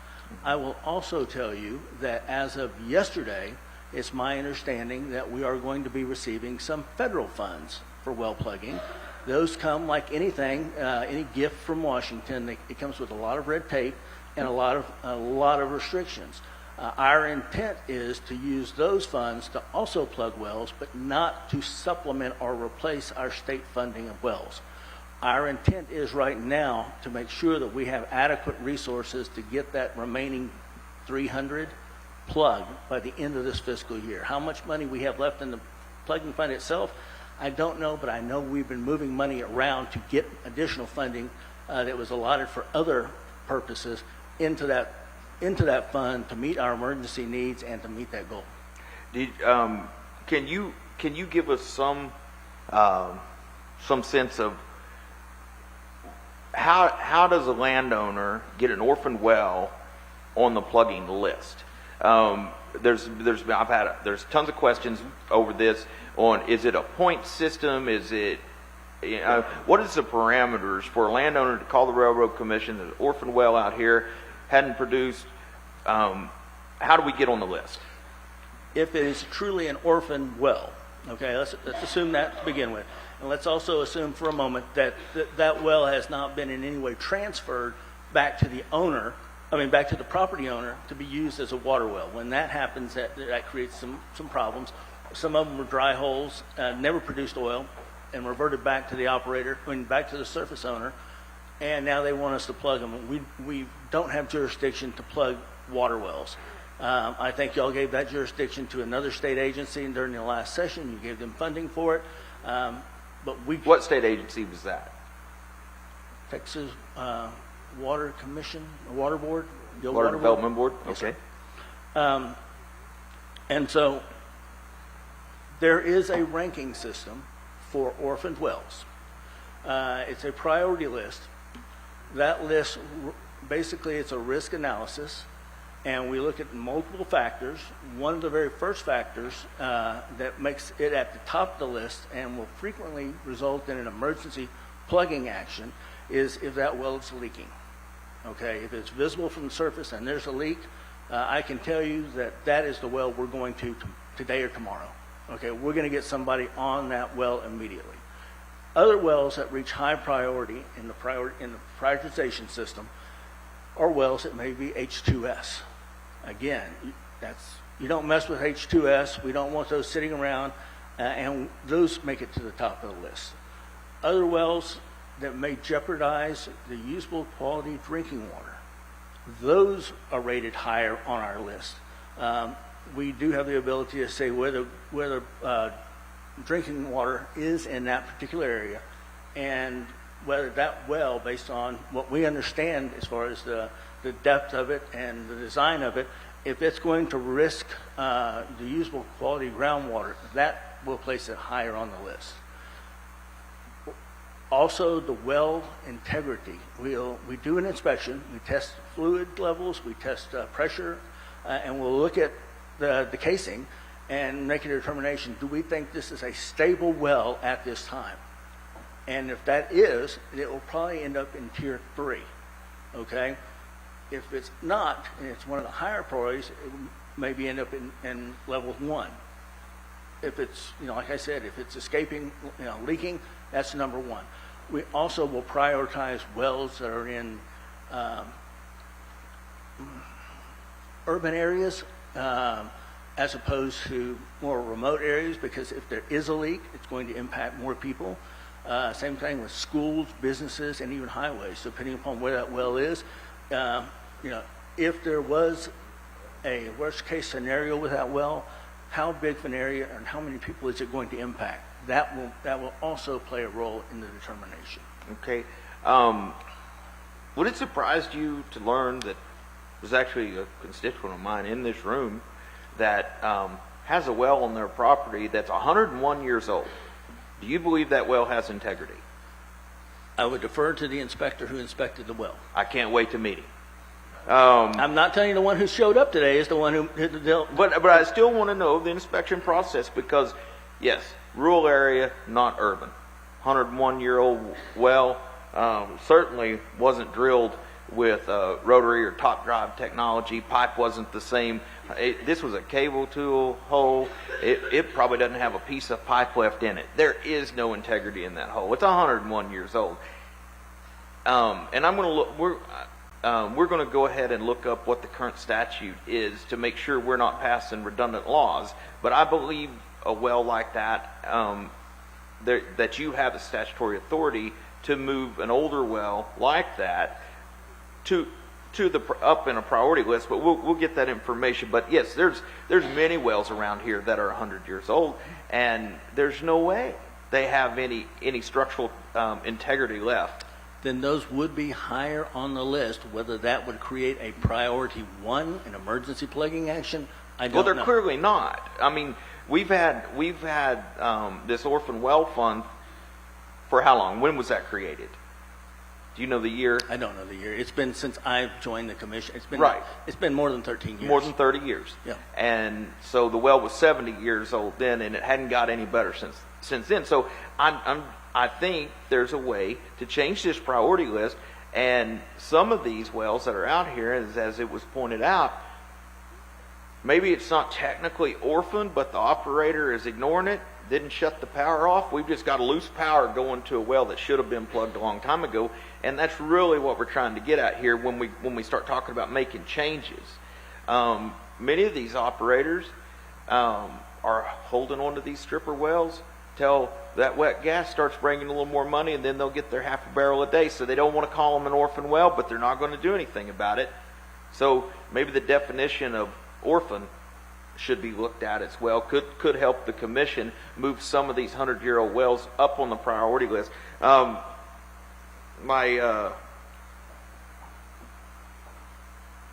you explain a little bit about the process? So you got a landowner like Mr. Cowden here.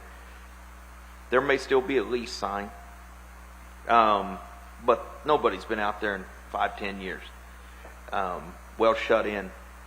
What is the landowner's recourse to get a well on your list? What can you just give us a brief rundown of what is the procedure? Because I know calling the Pampa office doesn't ever move the needle. Can you explain to the landowners in this room, if you were experienced that situation on your land, what should that person do?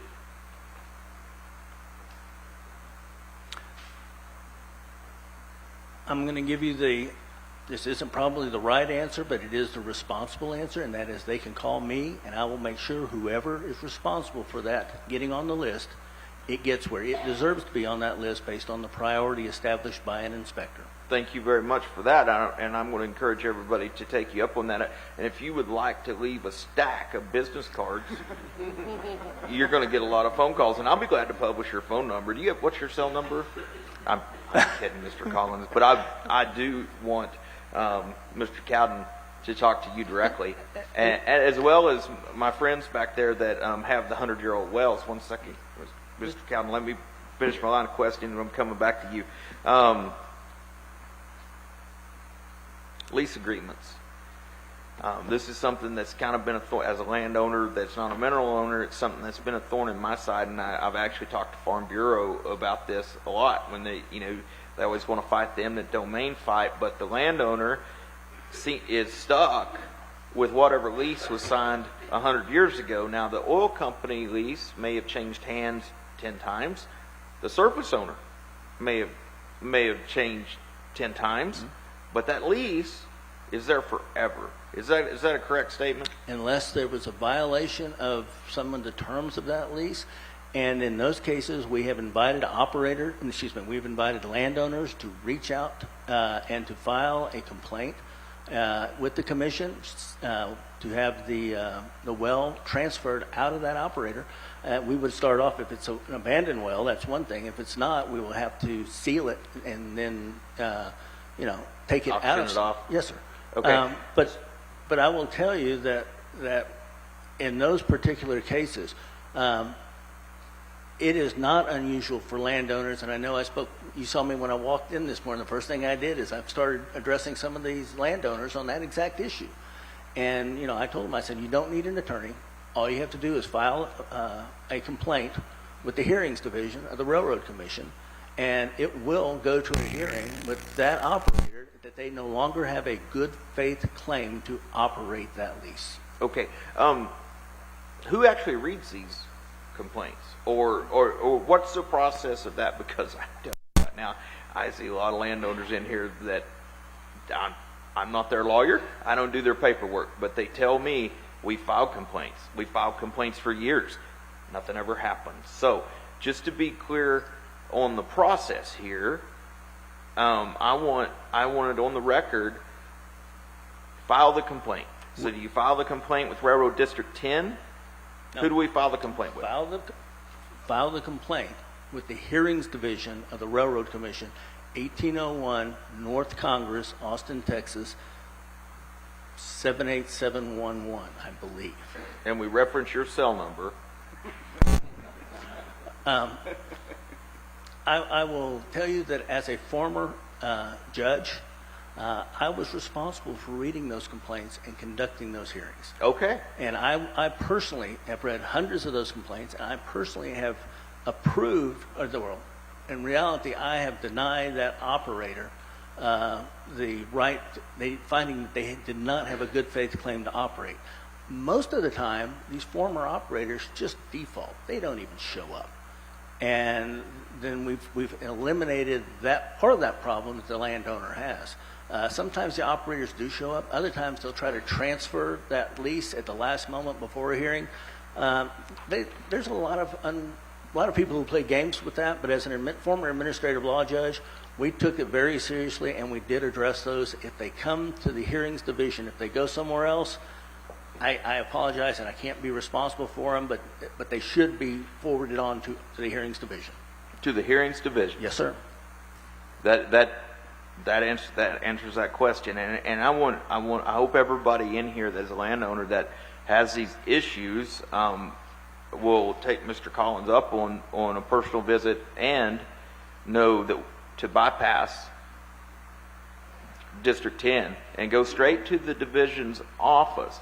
And I'm not going to mention any names, but if you're listening to me, Lake Arrington, please get Mr. Collins' phone number and get some more information on that. That clears me up for 1 minute. Mr. Hunter. So Mike, you know, one of the next panelists will be Xcel, and they've been mentioned through this hearing. Are Xcel linemen required to report back to the PUC when they check out pole and lines? The linemen directly, the report that we get from Xcel is about their inspections policy, and so the linemen don't report to us, no sir. Well, no, not the linemen. Xcel, if their personnel go out and inspect all these lines and poles, do they not tell the PUC anything? So they report to us on in their infrastructure and storm hardening plans about how they do their inspections and how they plan to do their inspections. So, No, I know that they tell you how they do it. yeah. I'm telling you, asking you, if they go out and check the poles and lines, is there any update they give to PUC, or they don't have to do anything? So would it be in their, that subsequent report they would file, they would. When you say substance, is there some regulatory timeline for reports? So yeah, the storm hardening report that I'm referring to is an annual report. Annual, that's a little far from now. Yes, sir. So let's say they went out here in the last 3 weeks.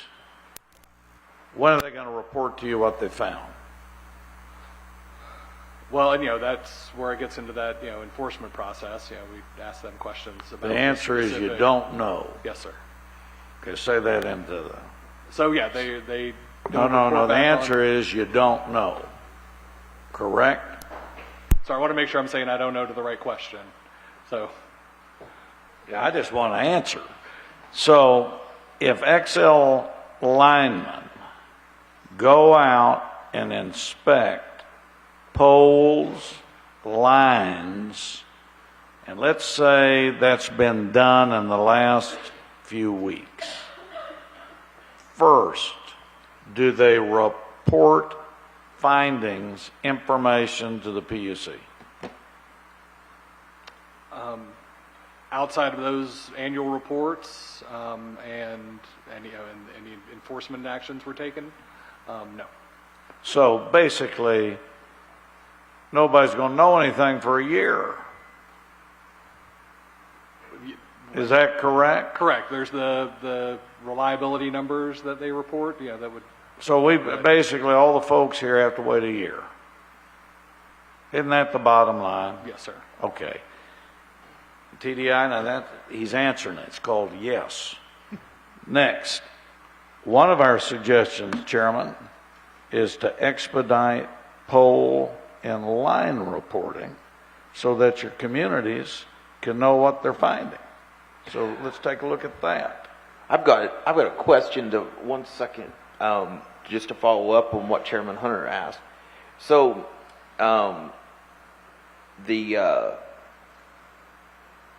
as we continue our Where's Osmos line of questioning, Osmos is the inspection company for the pole that has been talked about multiple times, correct?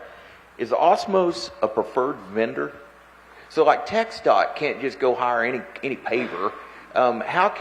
Does Xcel have the ability to hire any third-party inspector they want without PUC oversight? Correct. So You have nothing to say about a Georgia company who refuses to testify before this committee.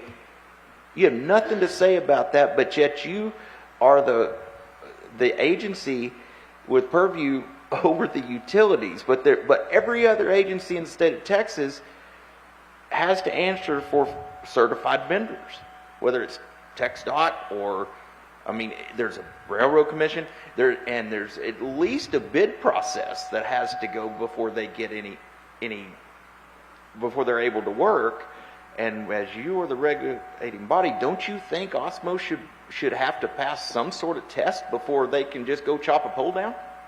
Well, yeah. So for those subcontractors for a utility, our rules and regulations are on the utility, and how they choose to exercise or kind of do that work. If they hire it out, that's a business decision for them. But it's ultimately the utility who's responsible for following our rules and statutes. So, but you don't have a statute or guidelines about who can inspect. So I can just say, hey, I'm an inspector, I got an axe, and they could hire me and PUC wouldn't have anything to say about it. Well, I mean, yeah, if they chose to do that, I wouldn't choose me with an axe, but if they chose, the PUC would not have anything to say, hey, Xcel, they may not be the best vendor. I mean, if they're not, running their utility prudently, I'm saying the first thing that comes to mind is in a rate case. If these expenses aren't, prudent expenses, that would be, something that's wouldn't be allowed in a rate case, right? Understood. It just seems a little bizarre there's to no me preferred vendor. how all the other state agencies operate, and we go through the vendor process, and we go through our sunset processes, and all these other things, and these vendors, these third-party vendors who are very good in most cases, but they have to meet a certain standard to work under a state agency. And it seems to me that there's no standard. It's a guy with an axe and a tag. But we'll get some more on that later. Thank you for clearing that up. One Mr. more Burrows. on the insurance. Mr. Burrows. Yeah, was just going to clarify. Let me just do this clarification. I want to make sure you said rates not go up if fire is a natural occurrence. An individual's premium should not go up because of a natural occurrence on a residential property, and I did say if somebody causes the natural occurrence? I'm not sure. Well, I mean, I don't think anybody in here believes, well, I shouldn't say that. A natural occurrence, it's just a fire starts. You're telling us that your premium shouldn't go up. But what happens if somebody caused the fire? Then the rates could go up. I think so. I don't know where this would sort of fall out between someone causing it from far away and then the fire coming in versus someone causing a fire at their own home. All I'm saying is you said natural occurrence, the rates wouldn't go up. But if somebody caused it, then the rates could go up. Right. I think there you go. Right. Thank you. Mr. Burrows. All right. I have some questions for the PUC. Yes, sir. I believe sometimes we all have to have kind of some basic foundational understanding, so I want to make sure I'm absorbing this correctly. You have rules and regulations for the utilities. Is that right? Yes, sir. And some of those rules and regulations deal with inspecting the integrity of the transmission lines. Is that right? So yeah, they're in their. You have those rules? Yes, sir. Okay. And I assume that those rules are designed to keep the public safe. Yes, sir. I mean, there's risk of power lines being down, of causing shock, death, or other injuries to people in wildfires. Fair? Fair.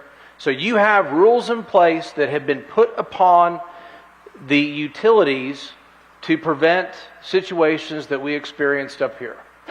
All right?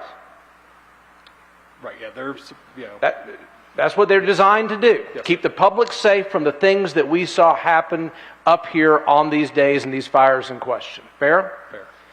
And you put it upon the utility companies to perform their own inspections. Yes, sir. What do you do to satisfy yourself that they have inspected those to a decent and respectable standard? What are the standards? Well, so yeah, there's the National Electric Safety Codes, and those are really the standards that, you know, when they're in their reports to us, they say, yeah, these are the standards that we're going to follow. What are those standards? I mean, there's a whole suite of them. You can give me the list of standards by which they're supposed to inspect their poles and utility lines too. I'm sure I can. Do you choose which standards they are, or do they choose which standards? They choose and they report to us. So like the pole strength standard I was talking What about. if they basically have a made-up standard? Do y'all basically look at the report to make sure that it's, you know, acceptable standards? Well, yeah, in this case, it is the National Electric Safety Code. Okay. So pole there's industry standards. Yes, sir. Okay, and so the industry, being the utilities and yourself, all basically know that these are the standards by which the poles are supposed to be inspected to. Yes, sir. And you know what those industry standards are. I don't. Can you give me a list of the standards by which they're supposed to inspect their poles to? Yes, sir. All right. And then it's upon them to do those inspections. Yes, Is that sir. right? Is it a situation where you just take their word for it that they have performed them, or do you ever go and cross-check to make sure they've actually done the inspections to those standards? So yeah, it's a self-reported, you know, compliance mechanism. Because self-reported, that means Yes, sir. they report to you and they've checked the boxes, and you say if they've done what they've said they've done, that's good enough for us. Yes, sir. You don't verify. No, we don't have inspectors that go out and verify their. There's no secondary person who goes in to make sure they've done it adequately. So the way, you know, really the checks in the system are those, there's reliability numbers. We keep talking about if the system's not being maintained, the reliability metrics are going to suffer. And so that's going to one independent check. And then, you know, when it's, when it comes to rates, you know, if they're, you know, spending the money, you know, that's where we kind of, you know, check the receipts. But the integrity of the poles are one of the things that would be part of this standard, whatever it is. Yes, sir. To make sure it doesn't fall down, right? Right? Yes, sir. Okay. To make sure that it doesn't do the things that we talked about. Yes, sir. And you understand many of the utilities subcontract out to third parties to do that for them, right? Yes. And that's not really, that's a business decision. We understand, and there's probably people with maybe even better expertise than the utilities have to do those inspections. Fair? Yes. How big of the market share is Osmos? Do you know? I do not know that. It's one of the major providers, though.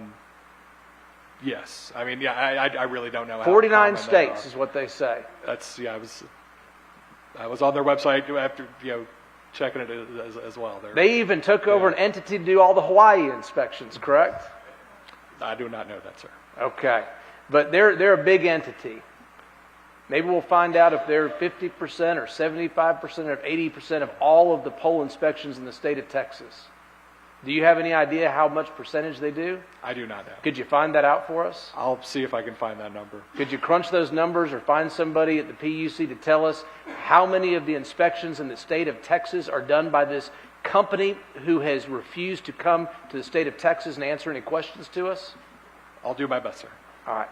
That would be helpful. Thank you, sir. Thank you. 1 second, Jason. Mr. Cowden, I skipped over you and you had something to add. You're okay, yes, sir. I'd just like to add, you brought up some good questions regarding flow lines, equipment.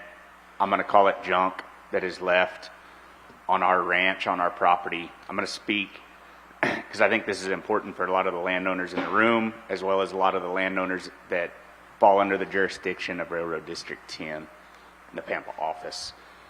Whenever I have brought issues up about junk, surface equipment that is not hauled off, I'm told again that that does not fall under the jurisdiction of the Railroad Commission.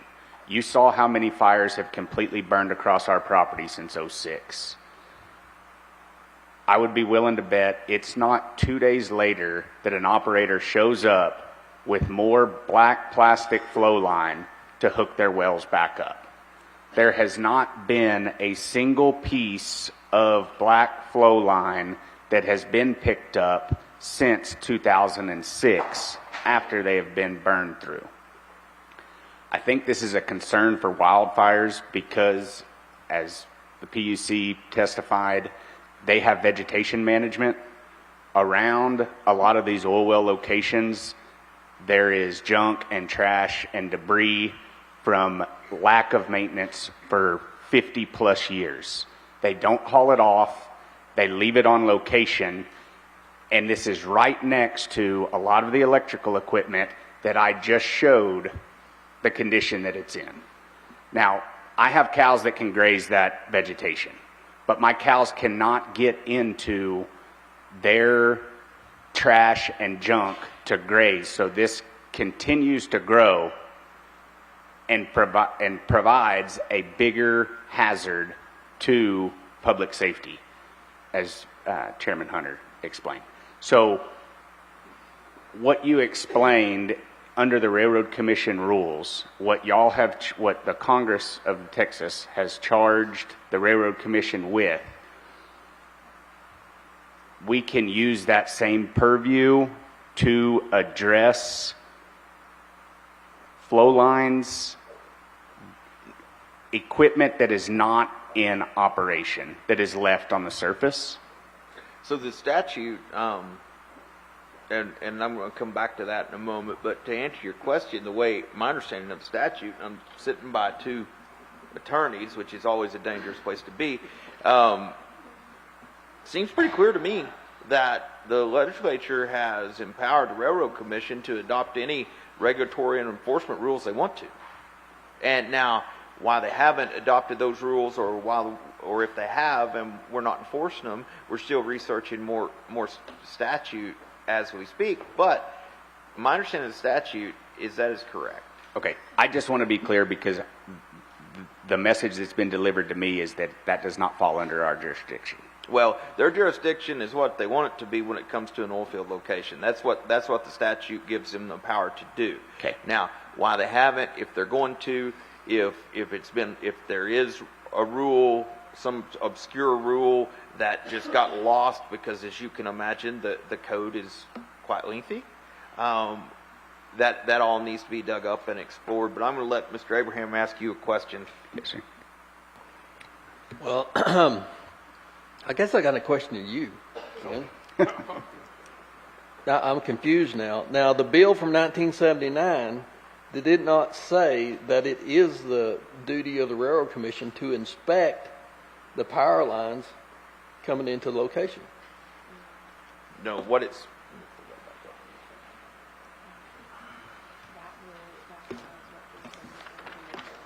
Right. That law is what gives the Railroad Commission the ability to make rules to inspect whatever they want to.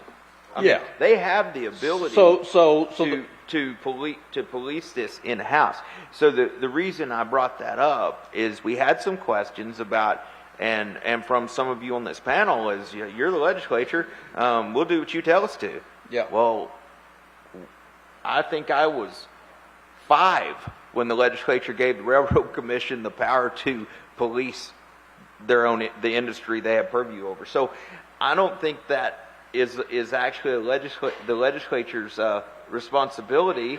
But if the Railroad Commission wants a more prescriptive agency, where we can certainly do that. But typically, state agencies like broad statute like that, where they can make their own rules and enforce them without you will do X, Y, and Z.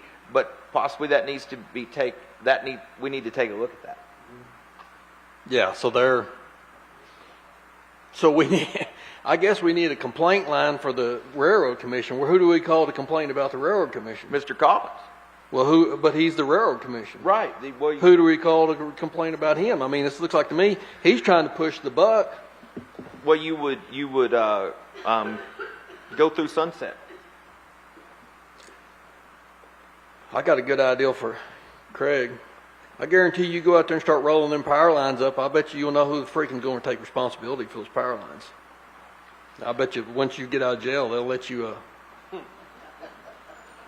they'll let you know. Right.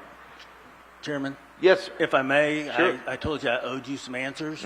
I've got some brighter people than me, they're non-lawyers, that are sending me some of the answers that you've asked for, and I told you I would provide. First off, I'm being told I gave the wrong zip code. It's 1701 North Congress, 78701. Secondly, there was a question about prioritization and some of the wells, the aging of them. Wells are increased in their whatever category they're in. If it's been, Could you speak up just a little bit, Mr. Yes, sir. Collins? Thank you. Well priority changes once a well is 25 years old. It does not change again, irrespective of how many years after that 25. But if it's a Category 2 well and it's once it hits 25 years being abandoned, then it will increase in the level it is for plugging. It may not go to a 1, but it would go up from a 3 to a 2. I see. Okay, and that's one time after 25 years. Maybe we need to say add it to the number 1 top list if it's over 100 years. I don't know. I would think a 100-year-old well would be a priority. I mean, it's anyway. Go ahead. Lastly, we have no rules prohibiting flow lines from wells to storage facilities being above ground. Flow lines above ground have to be removed after plugging the well in the lease or after 10 years of inactivity of that well.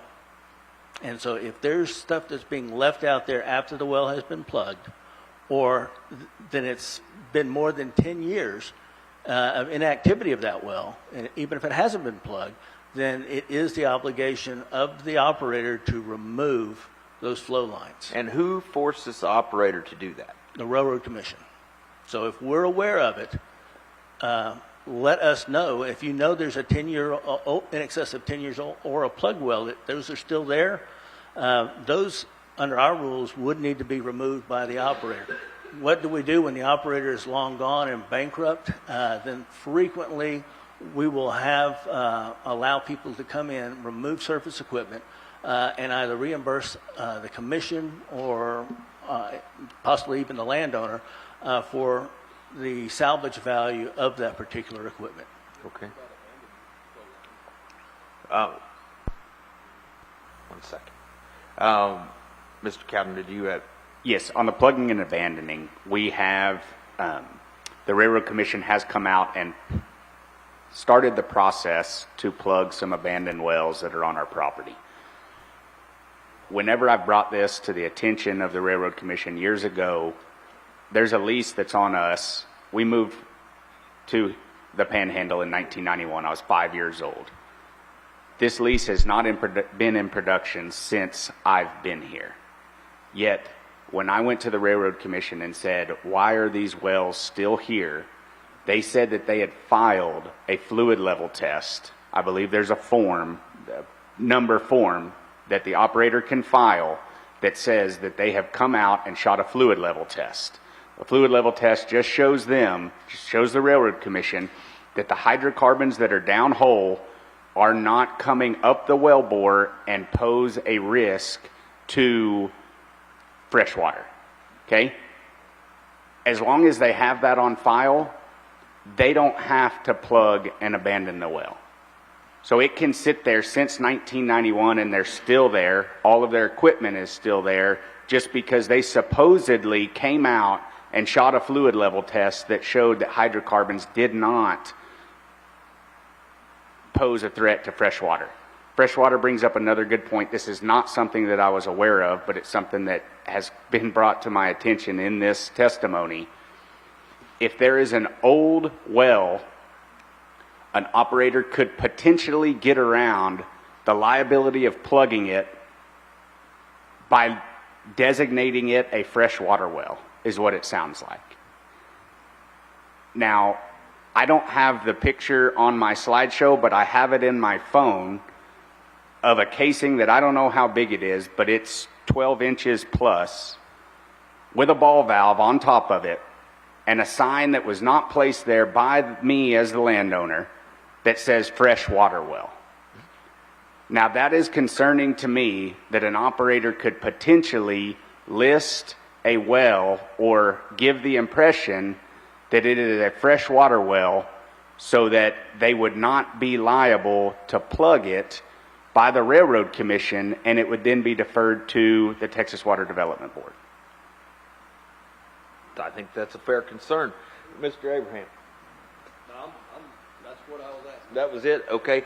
Mr. Collins, are those some of the rules that we need to investigate on what can allow a producer, and we know they do. I mean, not all of them do it, but there's some out there that pretend they have an existing well so they don't have to take responsibility for it. And maybe, gas will go back to $9 and these little stripper wells will be worth working on and getting something out of them. And so they're, holding on. They don't spend any money on them. They're not making any money. I get all that. But it seems like every system has loopholes and every system can be gamed. And I think what Mr. Cowden and the other landowners have been testifying to is they're tired of being gamed and it's unsafe. So what would your recommendations be to this committee to address some of those concerns? May I address a couple of questions that he presented to you? Certainly. Thank you. First, when they do the fluid checks, just because the fluid is maintained at a certain... Please pull that mic. Just because the fluid is maintained at a certain pressure does not mean that the well would not be included on the orphan well list. I will tell you that unless it's the categories I mentioned earlier, and one of those was the well bore integrity, okay, it would impact the level, whether it's a 1, 2, or 3. If that is not hydrogen sulfide, if it's not leaking, and the static flow test remains the same over periods of time, that indicates to the commission that hydrocarbons or whatever is down there is not migrating. That would mean that well would be still on the list if it's an abandoned well, but it would probably be a lowest category. So not to say it won't be plugged. It could be plugged. It's eligible to be plugged. It's just not one of the ones that are prioritized for the purposes I gave you earlier. For the orphan list, though. Yes, sir. But if an operator doesn't want it on the orphan list, and they're using this test as a record to show that it's still an active well, it never makes the list. I don't think in my experiences, they're not using it to show that it is an active well. They're showing those tests are run by the commission, or we require them to be run, and those are showing us that even though it's abandoned, okay, if that's the case, then we'll go out there and shoot that information at the well site, and then it will still be on the list, okay. So on a well that's not abandoned, still a lease operator. May have changed 100 times, but there's a lease operator. There's a sign out there, but they're not producing it. Hadn't produced it in 10 years, but it's not abandoned. Do those tests Mr. Cowden's referring to, because he got that information as he understands it from the Railroad Commission, do those tests still allow that well to not be considered orphaned? No. And why not? A well can be considered abandoned if it doesn't show a certain level of production. Okay, 1 barrel a month. Even if it's still owned by an active operator, Yes, sir. you can deem it orphaned They're the ones or abandoned. They're the ones who must file that report. If we see that and it's logged in and we have ability to cross-check it, if they're not reporting sufficient production, then we can go seal the well in, and we can consider it, through commission action, ultimately be an abandoned well. I will also tell you that are there less than honorable operators that may falsify those reports? We found them, and we have sought prosecution of them for falsifying state records. Okay, it does happen. And there's a couple of different levels of production. One is 1 barrel a month for 12 months, and the other, I think, is a greater quantity, 10 barrels for 3 months consecutively. But what happens is you'll have an operator, and I've seen it in hearings, you'll have an operator report 1 barrel, and then 11 months from now, they'll report another barrel to avoid that. And if we find that, and frequently we have, then we can prosecute them for falsification. The other thing that I think you mentioned, there was a question, was about some of the equipment that remains on site, and I can read you Rule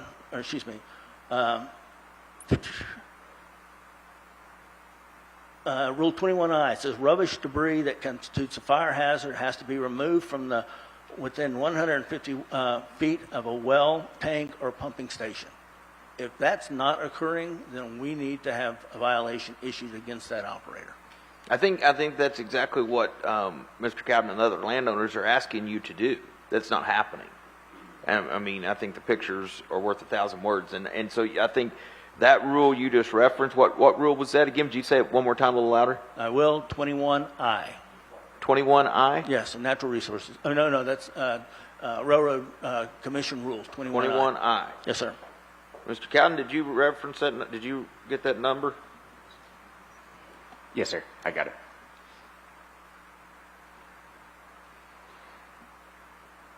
Mr. Hunter? Mike, what I've heard since I've been here is, the fires and the wind, the locals can pretty much determine, sometimes better than these weather folks. Why is the PUC not encouraging underground poles rather than overhead poles? Seems to me we may have cut half the discussion if these lines were underground rather than lying on the ground. Right. So, somebody brought that up in the last few days, and I've been thinking about that. And undergrounding.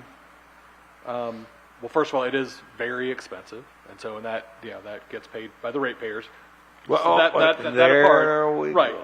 No, but then there are. It's not a reliability panacea. But no, hold on.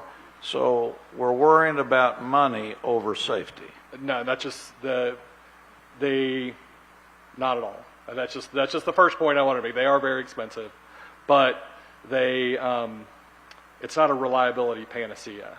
It does help with some things like wind, but repairing an underground line when lines go out, you've got to repair them. Repairing them is very difficult. Your outage times are going to be a lot longer, and while they're more resistant to things like wind, I mean, I've seen examples. Snakes love electricity, and snakes love those electricity boxes.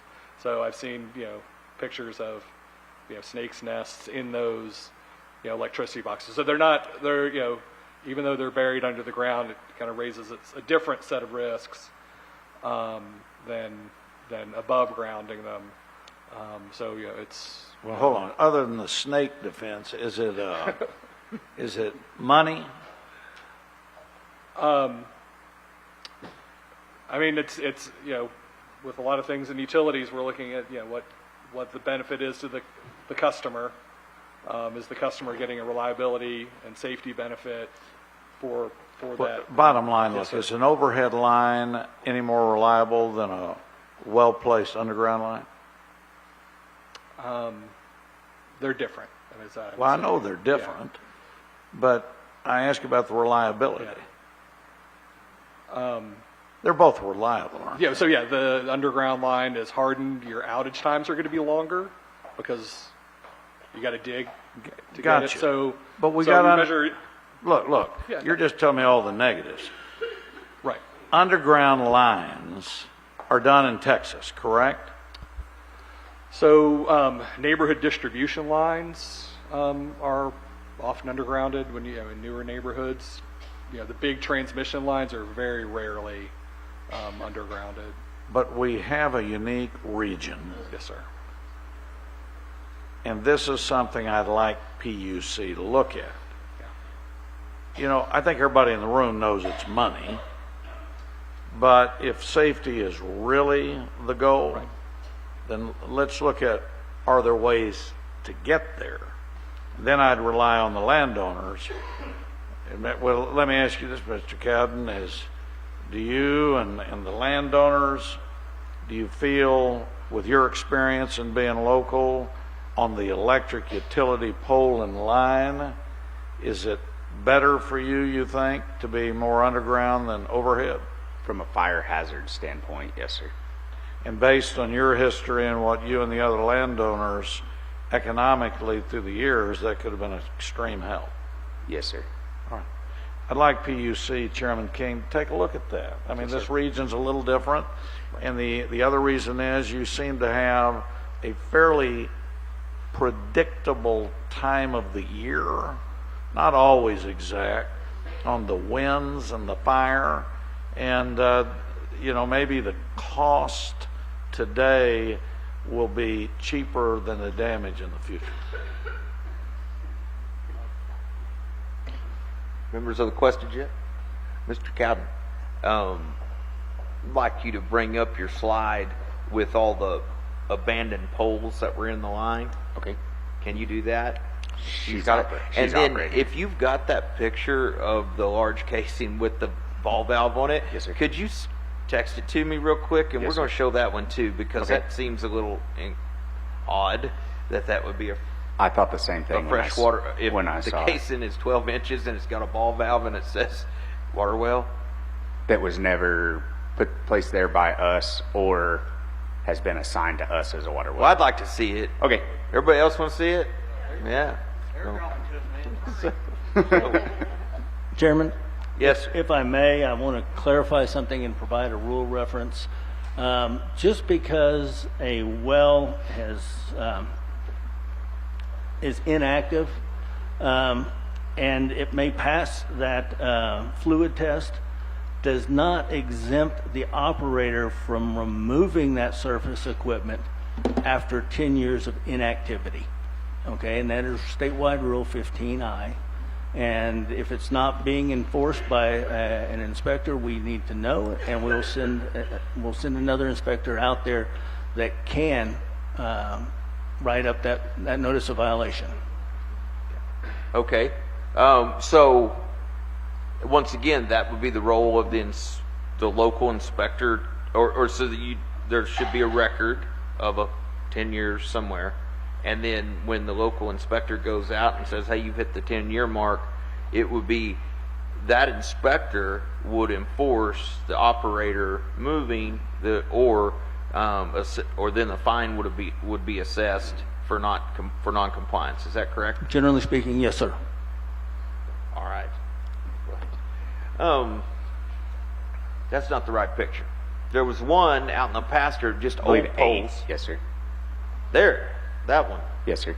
These poles are inactive, Yes. to your knowledge. Yes. And were they old, just power lines going across the pasture, or were those former pad sites that have been cleaned up, but the pole's still there?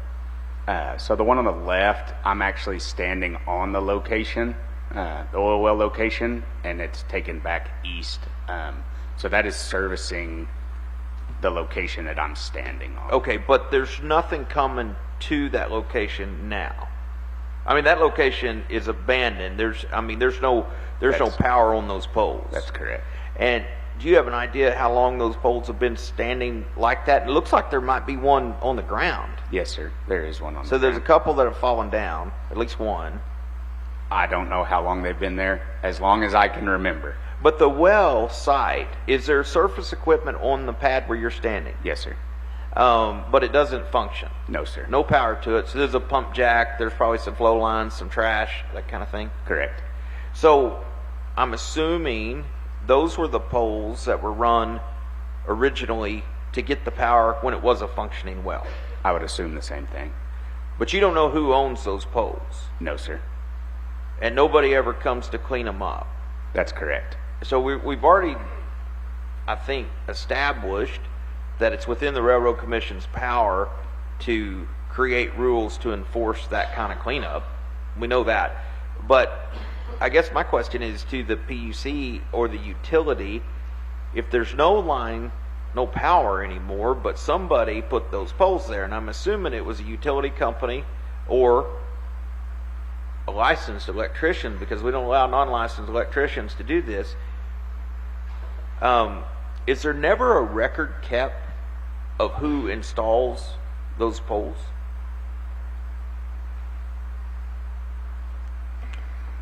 So who installs them, I'm not sure. I mean, there would be record of who owns whose pole it is. So we can find that out. Well, yeah, we could find out if it's the utilities pole, if it's the if it's the landowner or the well operator. We know it's not the landowner. But, well, true. And we don't know who through the Railroad Commission, though.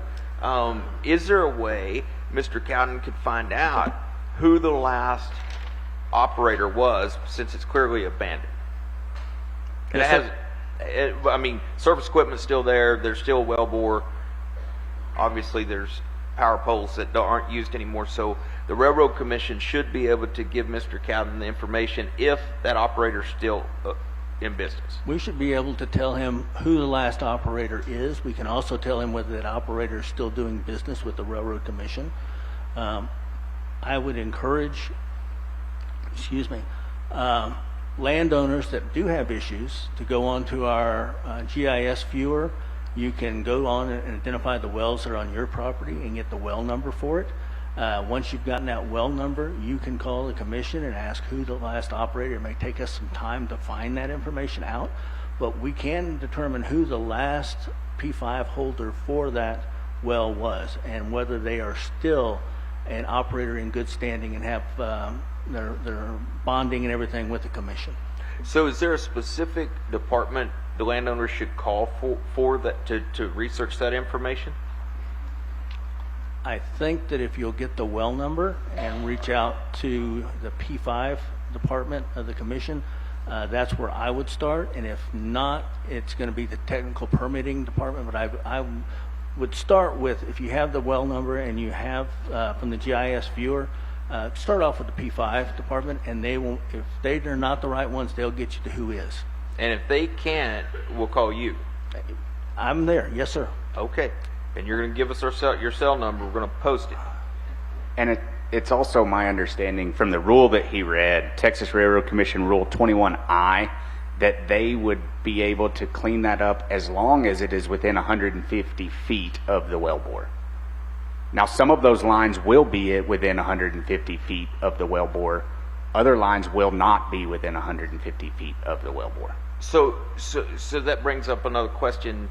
If the Railroad Commission came out and cleaned up what was in 150 feet of the wellbore, but he's still got poles, and say the operator is gone, there's no more operator, those poles are just out there.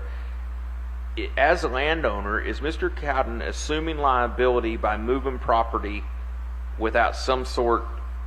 I mean, he didn't put them there. I hope you understand what I'm getting at. A lot of this, I think Mr. Abraham a minute ago said we could go out there and just roll up lines, and then we'd probably figure out who owned them because they'd show up.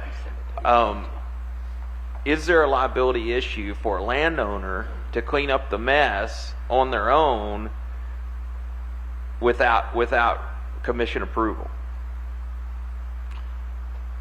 I would defer to one or both of the lawyers you have sitting on either side of you. Aren't you a lawyer, Mr. Cole? I did attend law school, yes, sir. I have not practiced for I don't want to talk many, to these many guys. years. I want to know from you. Is there, from a liability standpoint, my personal view, not in my capacity at the commission, because I do not practice law as the commission, could there be exposure to liability? Yes, sir. Is the chance? I mean, we're exposed to liability driving our car every day down the road. Can they get sued? Anybody can get sued for almost anything nowadays. Is there anybody in the commission that's going to take any action? I seriously doubt that we have the resources to go out there and tell you what's there today, and if that same stuff is there abandoned 2 years from now. Okay. All right. But can I make a point as well? I know that I have the ability to ask for an inspection to be done, and I can get well numbers, and I can present this stuff to the Railroad Commission.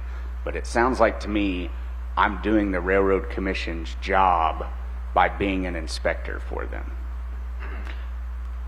That's a fair point. Should that be my responsibility as a landowner? Now, I understand having the ability to raise concerns, but should it be my responsibility as a landowner to do the inspections for the Railroad Commission? So your point is, you've got a concern, you should be able to go right down there to the City Hall office and to Railroad District 10, who's right in your backyard, and an inspector says, I'll meet you out there on Wednesday and I will take care of this and get back to you.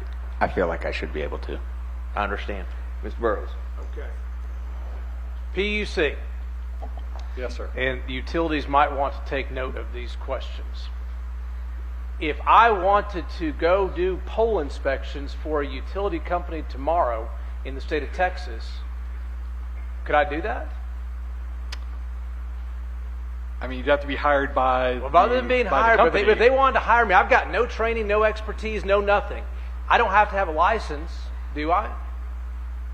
I do not know the answer to that, sir. Do you know of any licensing requirements? I don't know. Do you know of any certification requirements?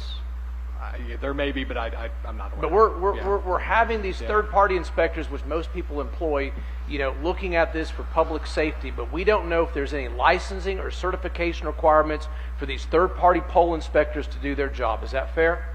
I'll report back to you if there are. And if there isn't, I guess the question is maybe should there be? And here's my other question. You may not have an answer. I'll bet you if we required these third-party inspectors who are performing a huge public safety to have a license from the state of Texas, I bet you they'd show up today to testify, because otherwise they might not have a license tomorrow. Thank you, sir. No way you go. Mr. Adrian. So, before we get on the Cowden's deal, I want to get back to because I mentioned about the underground, and so Mike. Yes, sir. So, have you ever heard of PG&E? Yes, sir. They have the same struggles we do, don't they? Or in this part of the world, a lot of wind, a lot of down power lines, a lot of fires. a lot of fires. Yes, sir. So, just so you know, what they have agreed to, they're installing 10,000 miles of underground wire by 2030. Did you know that? Did you already know that? No, sir. And that when they use the installation, the way they use the ripper is actually faster than installing overhead. And from my personal opinion, and it's not because they're ugly to look at, and can you imagine how pretty it'd be if we didn't have to look at all these power lines, but just the safety. I mean, you were saying it's harder to fix them. Well, yeah, but we're not going to have, you don't have ice taking them down. You don't have wind taking them down. You don't have the weather. And I was driving in looking at all these cruddy lines as they come in. And there's a whole stretch of brand new lines, brand new poles. Well, we all know when we go buy a 2x4 at the lumberyard how good the wood is these days. And everybody that knows me knows I hate wood and wood hates me. So we don't deal with wood at all. But all these wooden poles, they're not going to last 100 years like these last ones. So at some point, you get where Texas is like, well, we're paying, like we just had testimony yesterday, they're subsidizing more of the same junk. Can we not subsidize some new technology? I mean, we've come a long ways in 100 years. Don't you think maybe we ought to try something new? Well, and I would say, like in areas on the coast where you've got, kind of hurricane risks, the utilities, put in more metal poles as opposed to, they still do wood poles, but they'll do, metal poles based on, the kind of system characteristics there.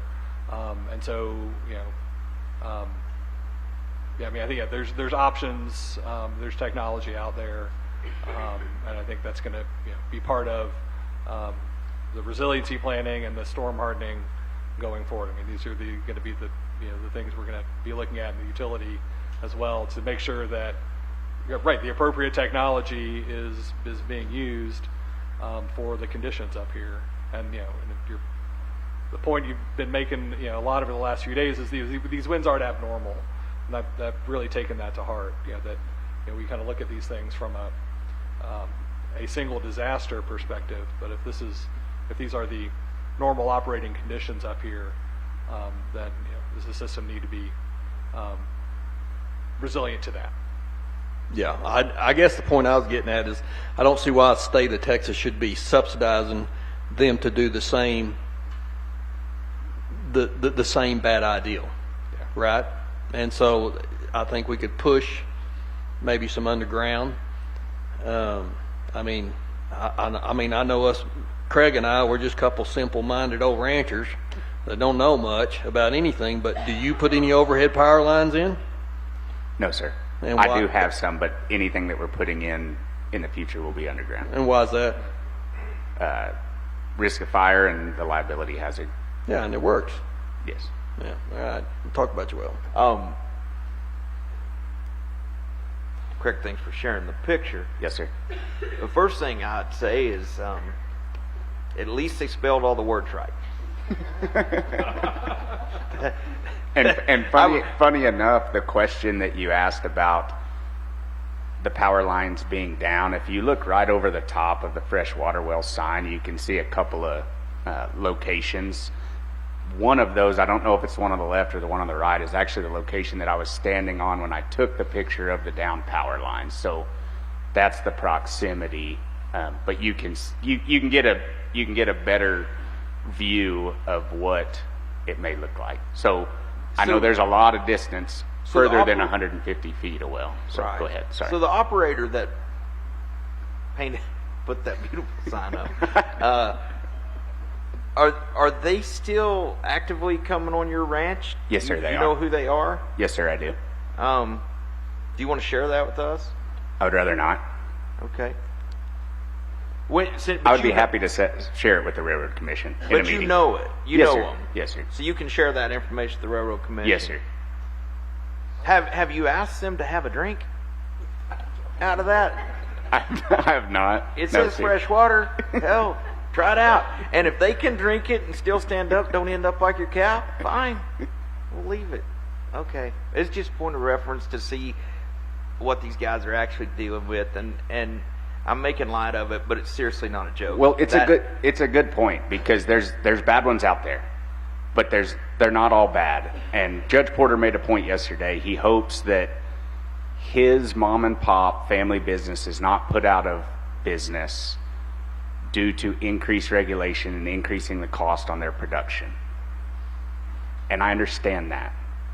But I also I hope that the bad operators that refuse to maintain any of their lease equipments don't put me as a 5th generation and my wife as a 6th generation rancher out of business because of their neglect and refusal to maintain their equipment. I agree with you 100%, and I know a lot of the good operators are around here as well. And once again, I mean, we've talked about it for 3 days now. When we take these legislative recommendations and we go to the Capitol next January, it is Pandora's box, and many times the best of intentions create a bad bill. So I think that certainly the 3 legislators up here have to be mindful of whatever recommendations come out of this report that we intend to become law, and whatever agency rule changes we ask the Railroad Commission or the PUC to make, that we're not killing off the good ones for the sake of the bad, because there's far more good ones. We know that. And the Porter family is just one of them around here. And I don't want to do anything to hurt their livelihood, but I want to see that operator go take a drink out of that fresh water. Thank you, Mr. Cowden. Members, are there other questions for this panel? Craig, I don't know that we would recall you. I hope you can hang around. You gentlemen, it would be great to hang around for resource witnesses. Mr. Collins, I assume you don't have an investigator here yet? I do not, and we're still attempting to, not an inspector, An inspector? and we're still attempting to locate one to be able to get here. We have, How many do you have? in this area, within about an hour's drive or so, we should only have 2. And I know one of them is at a doctor's appointment, and we're trying to reach the other one to get that person here. Okay. Now, I do have my district director regional director out of San Antonio, who's listening to this, and he's been forwarding me responses if I'm wrong, Right. or I don't have the answer. And so, if there are some questions that we ask, I can get those answers from him. Okay. If as a last resort. So Well, if y'all- certainly we will end up recalling the 3 of you. as we move into the next panel after lunch. But I want to thank you, gentlemen, all right now. You've taken some hard questions. You've sat there a long time, and I seriously think this has been one of the most productive panels we've had, and I'm looking forward to having you back up to answer some clarifying questions. And I'll love to talk to you after we recessed about that and about the fact that will not keep a well from being designated as non-productive or abandoned. I hope you and Mr. Cowden have a chance to talk, and there's some other landowners here that would sure like to probably involve themselves in that conversation, that have some questions. And once again, communication. Yep. And if we can clear up the miscommunication, we can move forward. So thank you again, gentlemen, for being here, and we'll be talking to you again soon. Don't run off too far. Chair calls West Moorhead.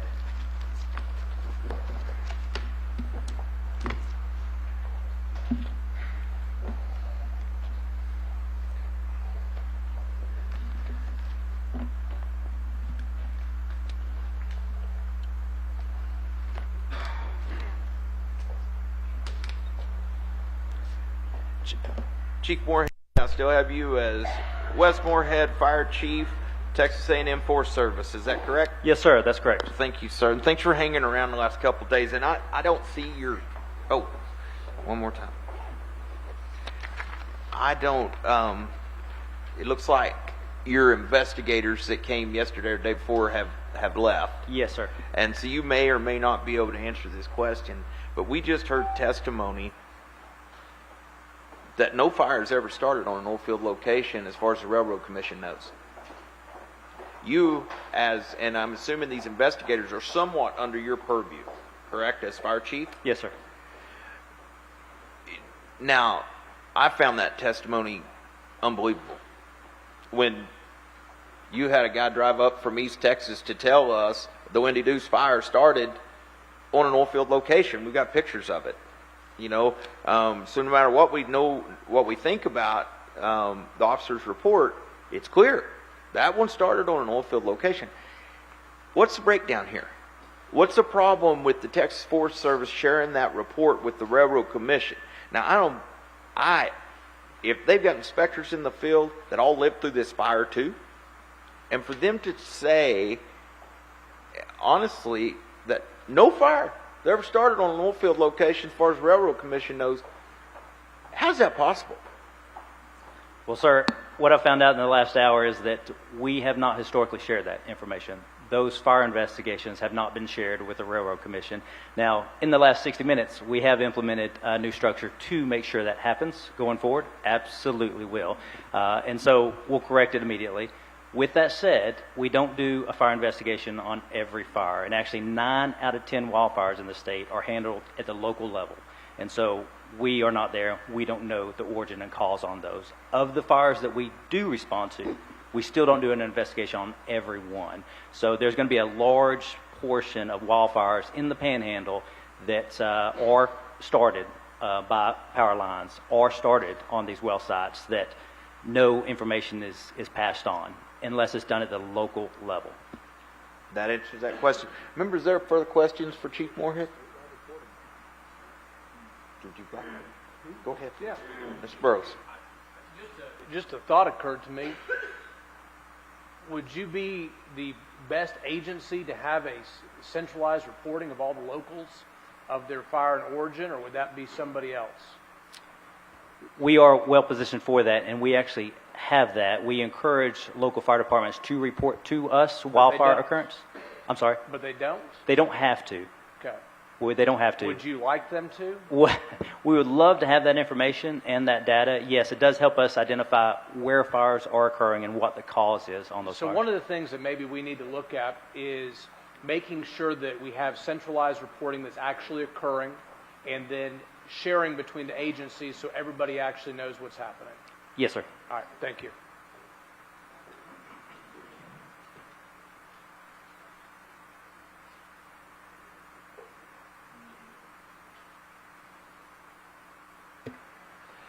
Well, Chief Moorhead, that was all I had for you for the moment.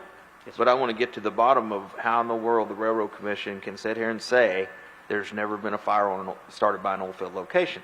So, you are excused for the moment. Thank you, sir. Thank you.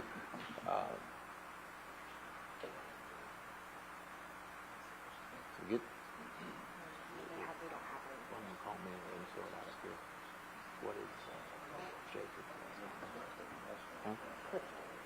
okay, it's going to take us a minute, but Chair calls Trent Price, Jacob Clifton. Sorry for the delay, but we have to fill out another witness affirmation form quickly.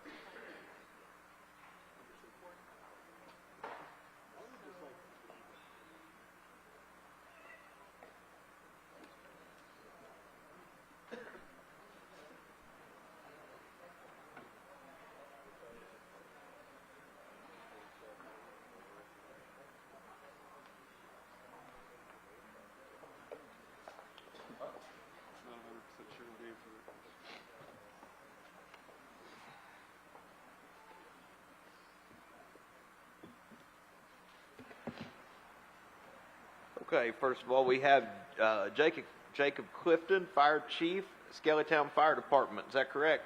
Yes, sir. Second, we have Trent Price, Hoover Volunteer Fire Department Chief. Yes, sir. All right, guys, I want to thank y'all again. Y'all been hanging around here for 3 days and taking part in this hearing, and I know it's monotonous and I may have caught you off guard here, but as two guys who fight a lot of wildfires in this area, has there ever, besides the Windy Deuce, because we've established, outside the Windy Deuce, was there ever a fire started on an oil field location in Gray County or Hutchinson County or any county?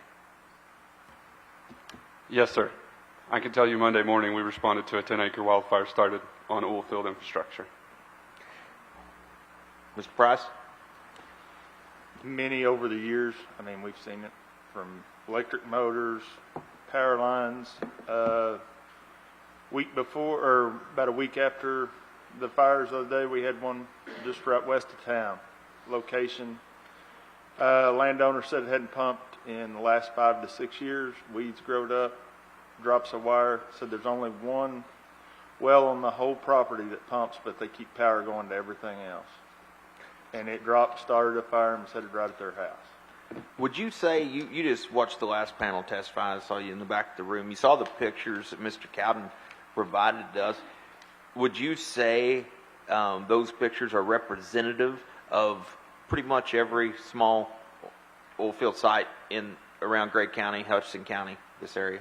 Yes, sir, I would. I'm a landowner on the west side of this town, and let me tell you. So you see the same thing on your land? Exactly what Craig put up here. So would you say that those some bare wires we saw hanging over the skid of the pump jack, the blown fuses all over the ground, the poles hanging over, the various things, with the exception of the freshwater well, and it didn't start a fire, but it probably wouldn't. It's fresh water. So, but with the exception of that picture, as firefighters, do you consider those things to be fire hazards? Yes, I do. And the other thing I have is the junk they leave behind cost us astronomical amounts of money in tire repair when we're out there fighting those things. I bet that's great. You want to elaborate on that? Are you talking about running over the flow lines? They leave valves laying on the ground. Yes, sir. Stick through sidewalls of tires. In 06, pretty sure we had a tire truck following around behind the fire trucks down the fire line just to keep them going. Wow. And I would add with that too that those flow lines are hazardous. When they're on fire, we don't know what's inside of them or what has been inside of them. It's hard to tell if it's active or if it's been there for 20 years. Because they're not marked in any way. Correct. They are not marked. In addition to that, I can't imagine the Forest Service doesn't have the same challenges. The county maintainers with the same challenges cutting fire line for us. Are most of these flow lines fast line, like poly pipe? Yes, sir. They're not hard pipe. They're poly pipe. So if you run over them or you hit them with your blade or whatever, you just tore them apart. And another thing is the power lines laying on the ground. We're out there fighting fire. I can't tell you how many times we've had to cut those off the axles, the drive lines, and everything else of those fire trucks because you can't see them. Are they hot? We don't know if they're hot or But not. We're hoping not. have you run into them when they were hot? We have ran into that. Where they're hot. They weren't down because of the fire. They were just out there and they were hot, even though they weren't doing anything. Yep. That's something that happens. I say yes. They're due to the fire. They're down, but they're still hot. I mean, Right. We're not throwing fuses. It looks like fuses ought to throw when it lit. You would think. Right.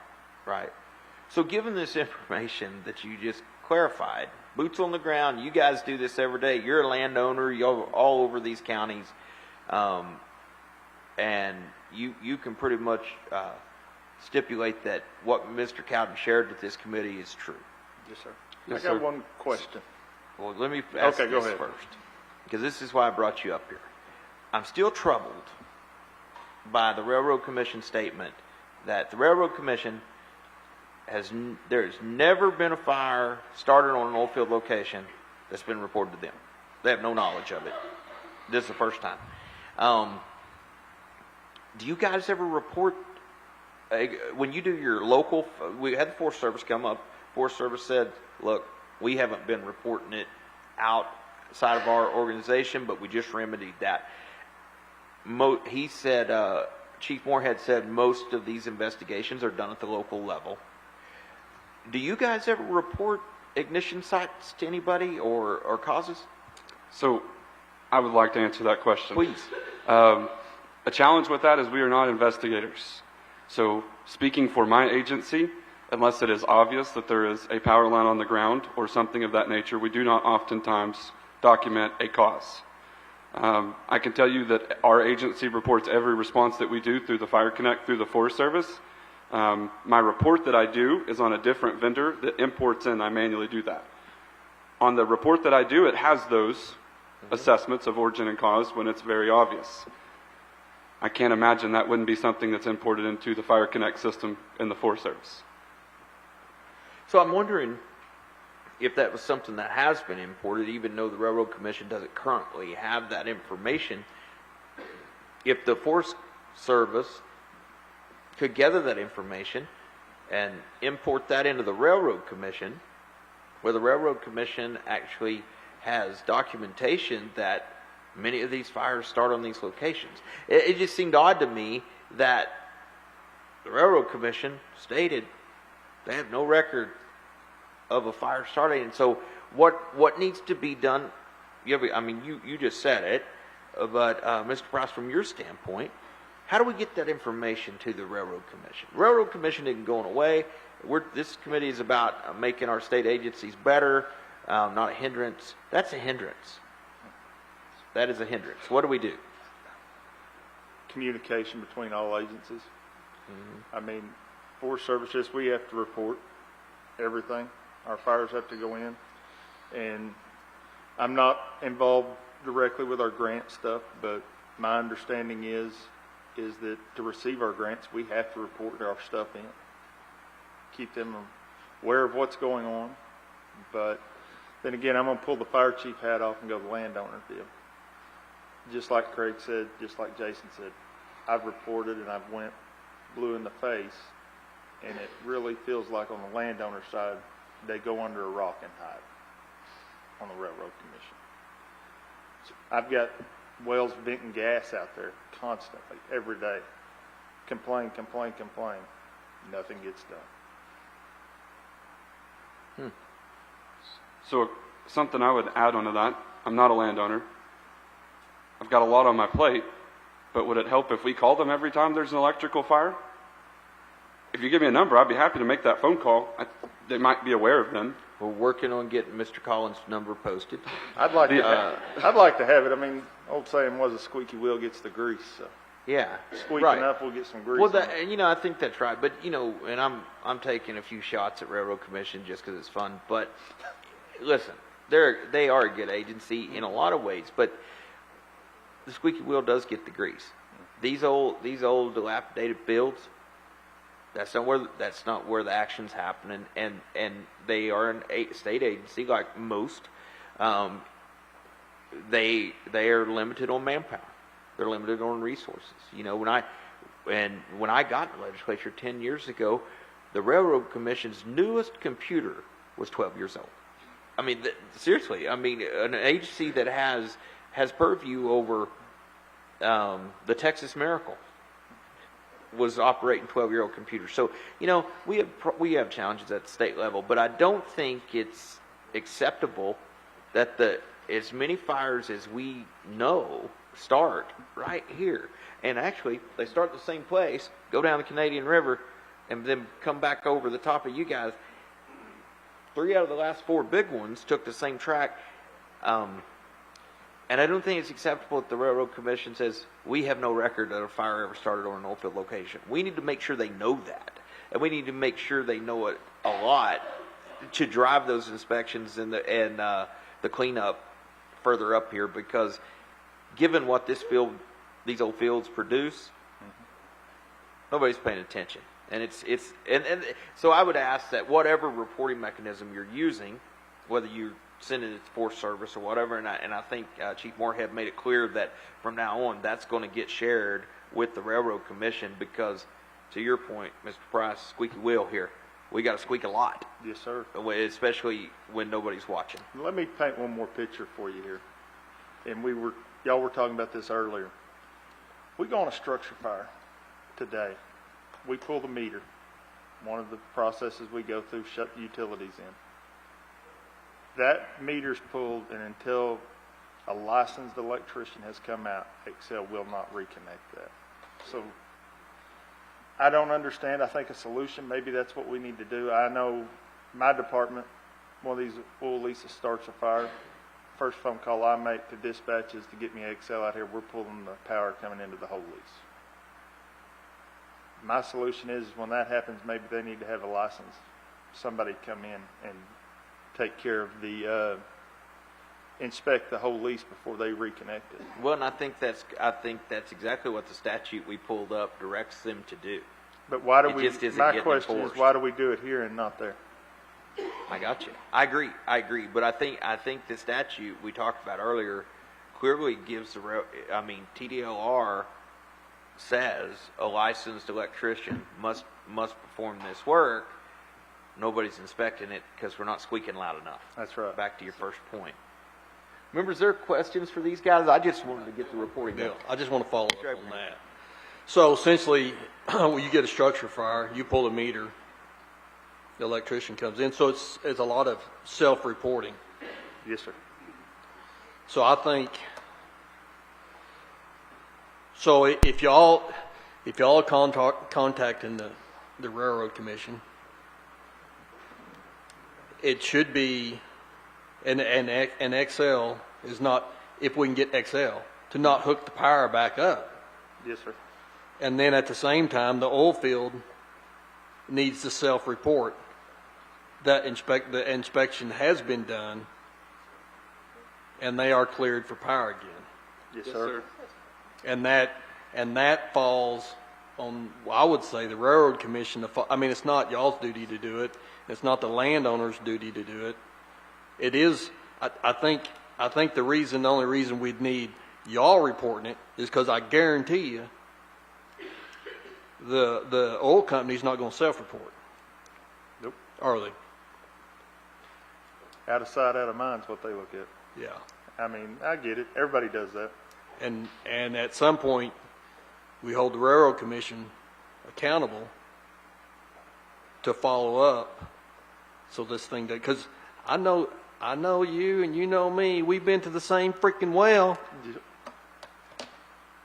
multiple times. This isn't. You can almost give us the location number and we can drive to it. I can fly to it.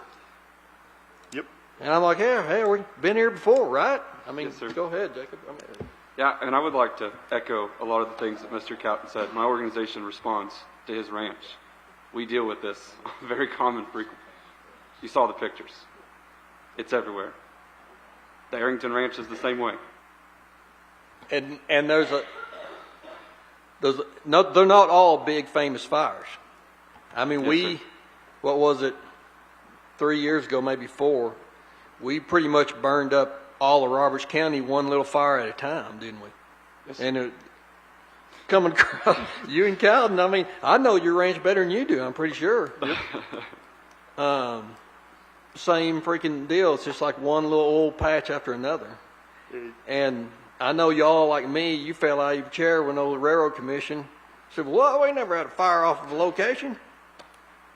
Isn't that the biggest bunch of crap you ever heard? And I know we're talking about the fires that happened here recently, but I don't think it's any deal because I've been called out by fire investigator after fire investigator for insurance companies. But the Grapevine fire that burned the LaFours, what are all the insurance companies inspecting when we're out there is the oil field locations. So maybe, Mr. Hunter, maybe that's something when we do talk to TDI, there's got to be some sort of reporting when insurance companies are working in fire claims and nobody's reporting it. That once again, from the very beginning, we've talked about a breakdown in communication. Well, and I don't want to see rates going up when you don't know that information. Correct. That's what you don't see. Yes, sir. Yeah. Members, there are other questions for these guys? Thanks, guys. I really appreciate you coming back up. Thank y'all. Thank y'all. We'll be here all day. Okay, it's the chair's intent to take a recess to 12. We'll reconvene at 12:15. Committee stands recess. Oh, I'm sorry, at ease. There we go. I said it wrong. What if I do recess and still come back? Yeah.